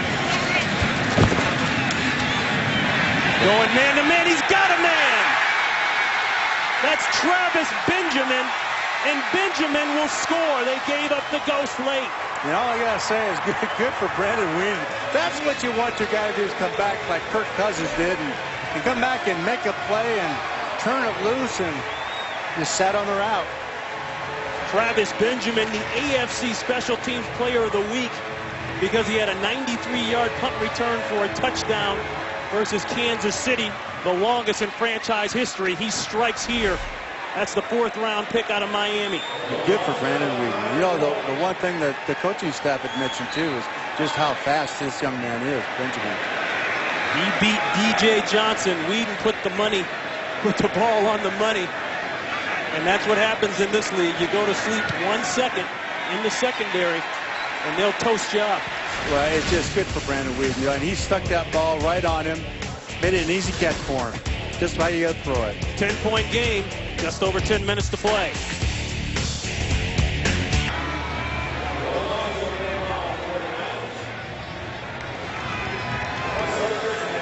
Every time Travis Benjamin touches the ball, something good happens. 21 total touches, 402 yards total. Average per rush, 11.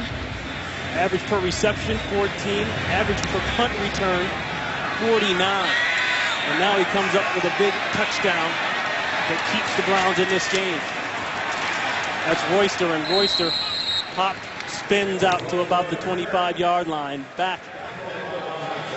Let's take the touchdown here, Ryan. Take a look out here. This corner's on an island.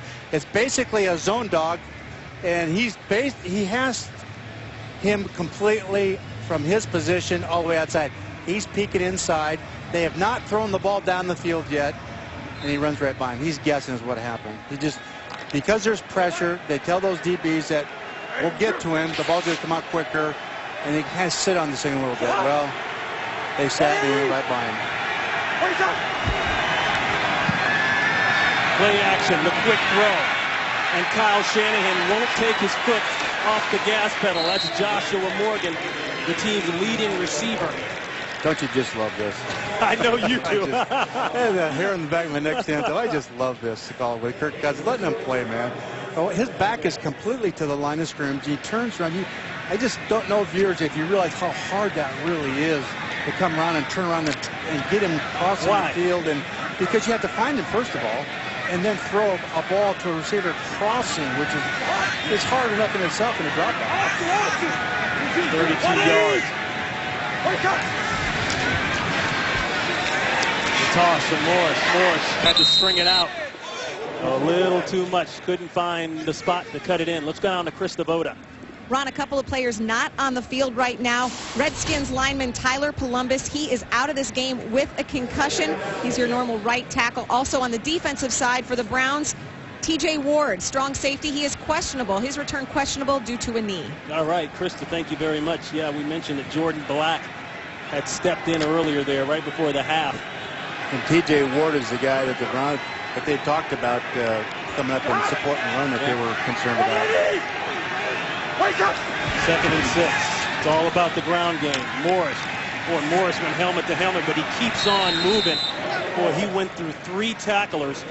He'll end up about 2 yards shy of the first, picking up 2. When they're run this play so far, and I don't know what the numbers are on it, but just about every one of these stretch plays have gone into the boundary. And they have these field blitzes, so you're bringing a safety off the wide side of the field to stop that cutback that hurt him in the series before. Crowd's getting into it here, sensing the last chance now this series maybe for the Browns defense. 3rd and 4 play action, the dump to Paulson. He'll get the first and then some. You know how good that was. You know how good that was by the quarterback. I mean, you got to look at this thing. He's out to his left side. You got a rusher right in front of him, and he just lays the ball over there. Just not many guys have a feel for that kind of thing. They're playing that position. Just lay it over the rusher. What a big play. The little things that he's doing so well that are really difficult. Just very impressive. Cousins now 23 of 34 for 303. Just cracked the 300-yard passing mark. Toss. One cut. Missed tackle. Boy, twice missing the tackle there was Jaquay Parker on Morris. You know, and this is nothing more than the stretch play, but they're just tossing it. But it's just, like you said, Ron, it's the same concept. Make the defense run, but you can see they just keep working it into the boundary. A lot of that has to do with the safety being aligned to the field, so they're trying to run away from a defender in the secondary that's hard to block. So the number count, so to speak, is in their favor into the boundary. That's why the ball keeps going over there. Whether it's Terrell Davis, Alandis Gary, Mike Anderson, it doesn't matter the back. In this run scheme, the results seem to be the same. But they make it very simple for them. It allows them. Play was stopped. He fumbled the ball, but let's check the flag. Ball start. Offense. Number 66. 5-yard penalty.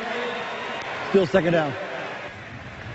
That's Chris Chester, and the Giants have lost to Atlanta and lost big. That means with a win here, the Redskins will move into a share of first place with 2 games left. Well, and I promise you the sideline knows that. Somebody down there is, you know, and it energizes this group. It gives them that extra shot, too, to know that. And I think that's very important. Redskins with a game lead in terms of division wins. That could come up big in the event of a tiebreaker. That one caught. That's Moss. And a pickup for 4. And I think another point here, Coach, I know the game isn't over yet. I don't want to slam the door yet, but the Redskins proved to themselves, proved to everyone that they can go out and play well without their top draft pick, RG3. And really, up to that interception the first series or so, they gave up 7 points, starting down right away on the road. For a young quarterback, that can unsettle you. And to bounce back like they have, and Kyle Shanahan and play selection has just been perfect. 3rd and 8. Wide receiver screen to the man that can move. He fumbles the ball. Loose ball. It's still loose. The Redskins may have recovered it. The last person I saw touch it had a white shirt on, but let's see. With 5:30 and counting. Boy, it's a mad scramble for the ball right now. Santana Moss losing the ball. Tell you what, a lot of things get pulled under that pile, Coach. Well, they're told, coaches, you may not have the ball in the pile, but I've had several guys say, I never had the ball, but I got it away from it. That's right. That's happened a lot on onside kick. This is a huge possession, and it retains Redskin ball. And I believe a first down. Well, I think you have to look where the ball came out. You need to look, first of all, where the ball came out, because you can't afford the... It goes back to the Raider-Charger game years ago. Yeah, Garcon had it. He was the guy I mentioned, the white shirt that I saw touch it first. Jabal Sheard, as you look at Garcon. Boy, what a pickup he's been. Talk about a guy bringing energy, and you talked about that locker room. And we were concerned about the Redskins locker room this week, after the drama with RG3, not knowing if he was going to play. I think this is something that Mike Shanahan's worked on the last few years. He's worked hard at getting the personalities that he wants in that locker room, and sometimes it takes a year or two to achieve that through the draft and free agency, because Tony La Russa and I used to talk about it all the time. First and foremost, the most important thing on the team is your locker room.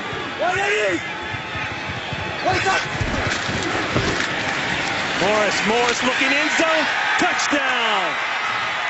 That's the cutback off the stretch again.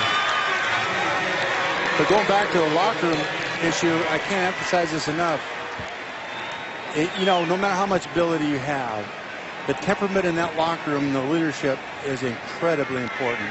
And without that, you'll always underachieve. And if you get the right personalities and the energy level in there where it should be, it's a very difficult thing to know and deal with. But when it's right, there's nothing like it. Then everybody's hitting on all cylinders.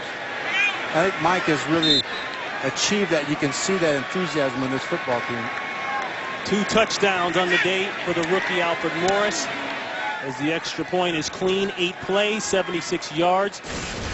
Almost a heart stopper there for Redskin fans with the fumble, but they get it back and just about seal the deal with 5 minutes to play.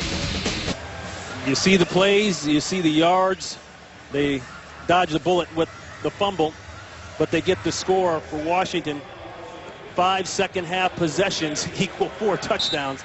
That's pretty darn efficient. And again, we said earlier that stretch play, Mike Shanahan, the 4th quarter, they're starting to get those cutback plays that he talked about. And it was tough sledding early. Cribbs out to the 30. Johnson on the tackle, out to Los Angeles, and Patrick O'Neill with an update.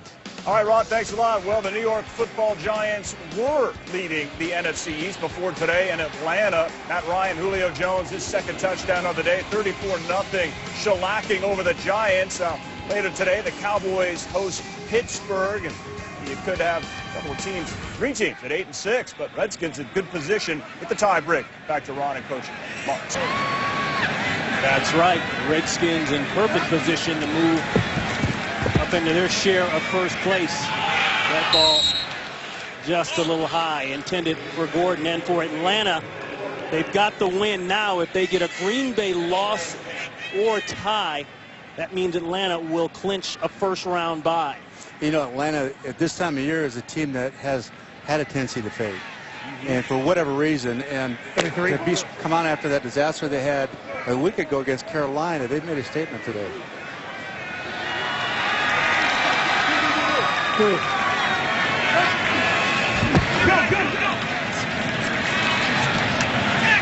Check down to Richardson. Richardson with a nice move.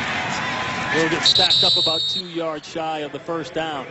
It's really important right now for Brandon Weeden to keep his energy level up, be aggressive in how he talks to these players, show confidence. Don't be discouraged. You know, they're looking to him right now. They want to see how he reacts to this thing too, and it's very important what he does in this series. A pickup of 9, Perry Riley on the tackle. 3rd and 1, held it too long, and that's a sack. Right down the pipe, Barry Cofield, and he's got his dance. He just, I just beating him up a little bit on this, but he's just so tentative, and I think that's the word for him. He just doesn't want to let go of that ball, and he's got to give those receivers a chance and have some confidence in it.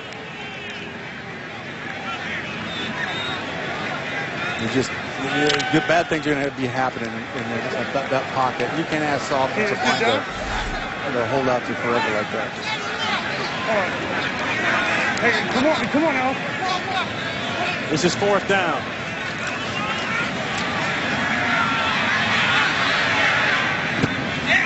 And incomplete, and that pretty much sums up the Browns' day intended for Greg Little. And that will be a turnover on downs. And Ron, I was having breakfast in the hotel this morning. Some Redskin fans were down there, and they were really upset about starting a rookie quarterback and what's going to happen. We were in great shape, and they were just absolutely distraught. And the way this has turned out, you couldn't have written a better script for things to start off the way they did. And you just got to heap praise on Mike Shanahan for really his foresight in the draft, and Kyle Shanahan for the ability to adjust and give him some simple plays to have success, and how well this team has played overall. Defensively, they've showed up in the secondary big and made some stops.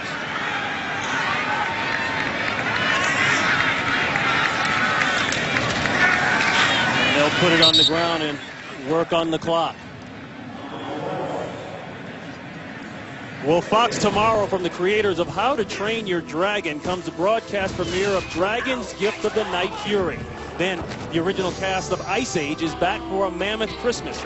Don't miss the holiday fun tomorrow on Fox. Coach, I know you will definitely be glued to the TV for that, as a timeout is called by the Browns. So now we revisit the decision, and we'll talk about that decision not to play RG3 right after this. Redskins trying to close it out. You all right? You all right? Hey, if you're not right, get down. Ron, I think when you look at the decision that everybody was so concerned about, obviously Mike sees Kirk Cousins, Mike Shanahan sees him every day in practice and has more knowledge about how well he'll play than any of us. And I think that you just got to stick to your guns in this. And I believe that early in the week, I really believe that somewhere around Wednesday, the decision was made, and you're doing the right thing by the young man to make sure that he's healthy. And yet, Cleveland, the 30-second timeout. I'm sorry, the confidence that you have in this player. I think that's so doggone important. The statement to the whole football team really is, you know what? He can do it. Otherwise, you got Rex Grossman. You can go with a veteran player who's played well at times and arguably would do a good job in there as a starter in this game as well. But what a statement to start Kirk Cousins ahead of a veteran like that. And the decisions, the coaching decisions, that's why he's been so successful for so many years. And you think Mike Shanahan's happy about these two quarterbacks and the running back that he has in that draft class? And like I said, the entire city second-guessed the decision. They wanted to know why you would waste a draft pick on a quarterback when you've already got a top quarterback. Well, here's an example, and maybe he figured in, as you alluded to, I've got a guy who's going to do a lot of running. There's a chance he may take a shot, and we need to have somebody capable to get us out of a game, through a game, and win the game looking pretty darn good. And that's exactly what the Redskins have done today, and that's Paulson. Paulson coming up big here in the second half. He just hit that ball in between two defenders. It's at the end of the game, and he hasn't backed off one iota. I think going back to what you said earlier, Ron, about the quarterback position here in drafting RG3, I think when Mike Shanahan looked at it, I really believe when he drafted him, they fully intended with Kyle Shanahan to run some option and put him in at risk more or less. And I really believe that came into the decision. I don't know this, but I kind of suspect that went into the decision to draft Cousins when they did, to hedge your bet, so to speak. And I think it was a very very sharp decision on their part and withstood the criticism, and he wasn't disappointed, that's for sure. Now the question is next week. Okay, we saw him run around today. We knew he was inactive there at the time. We watched him run around, but he's got a noticeable gimp there on the knee. Well, he does. What do you do next week? You can rest him all the way to Wednesday now, and then you just reevaluate at that point. But right now, the confidence of this football team, and I said earlier about the quarterback position can hold any team hostage, and you just can't let that happen. And Mike's done a terrific job of making sure he understands he's got a real good young football team that's talented, that's learning how to win, and don't put that in jeopardy by just having one. You know, he have two good, actually three quarterbacks that can play and win with, and you know, this is obviously why he's been around for so long, does such a good job as a head coach. Trying to end the playoff drought. The last playoff appearance, 2007 for the Redskins. It's been a while.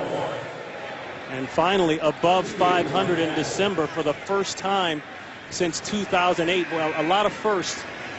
And Redskins fans are waiting to exhale. And that is the 2-minute warning here in Cleveland. It's been the Kirk Cousins show. And they're looking for a share of the NFC East. And a look at our game summary. It's been the Captain Kirk show. Regardless of how it started, it's sure ending well here in Cleveland. They'll switch it up. Darrell Young. He'll get a carry. Today's game is produced by P.T. Navarro and directed by Jeremy Green. The associate director is Chirag Devasker. The broadcast associate, Mark Mason. Our technical producer is Matt Benedict. And the technical director, Damon McGavick. And special thanks to our statisticians, Mitch Smith, Jason Thornberry, and spotter, Seth Jacobson. Great job, everyone down in the truck. Some really nice pictures, and of course, the patent of Fox Audio all day long. 4th and 1. And adding insult to injury, the Redskins will pick up the 1.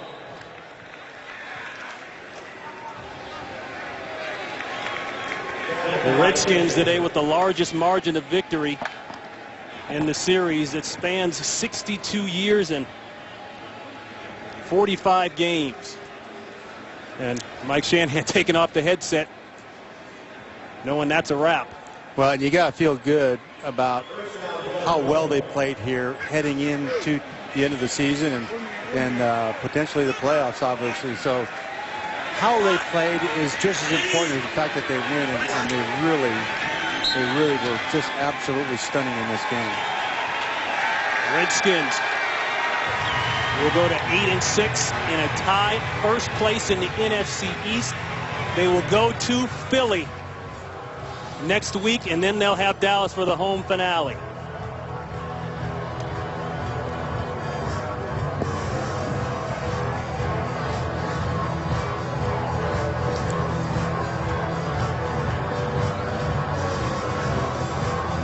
Coach, any last thoughts? You know,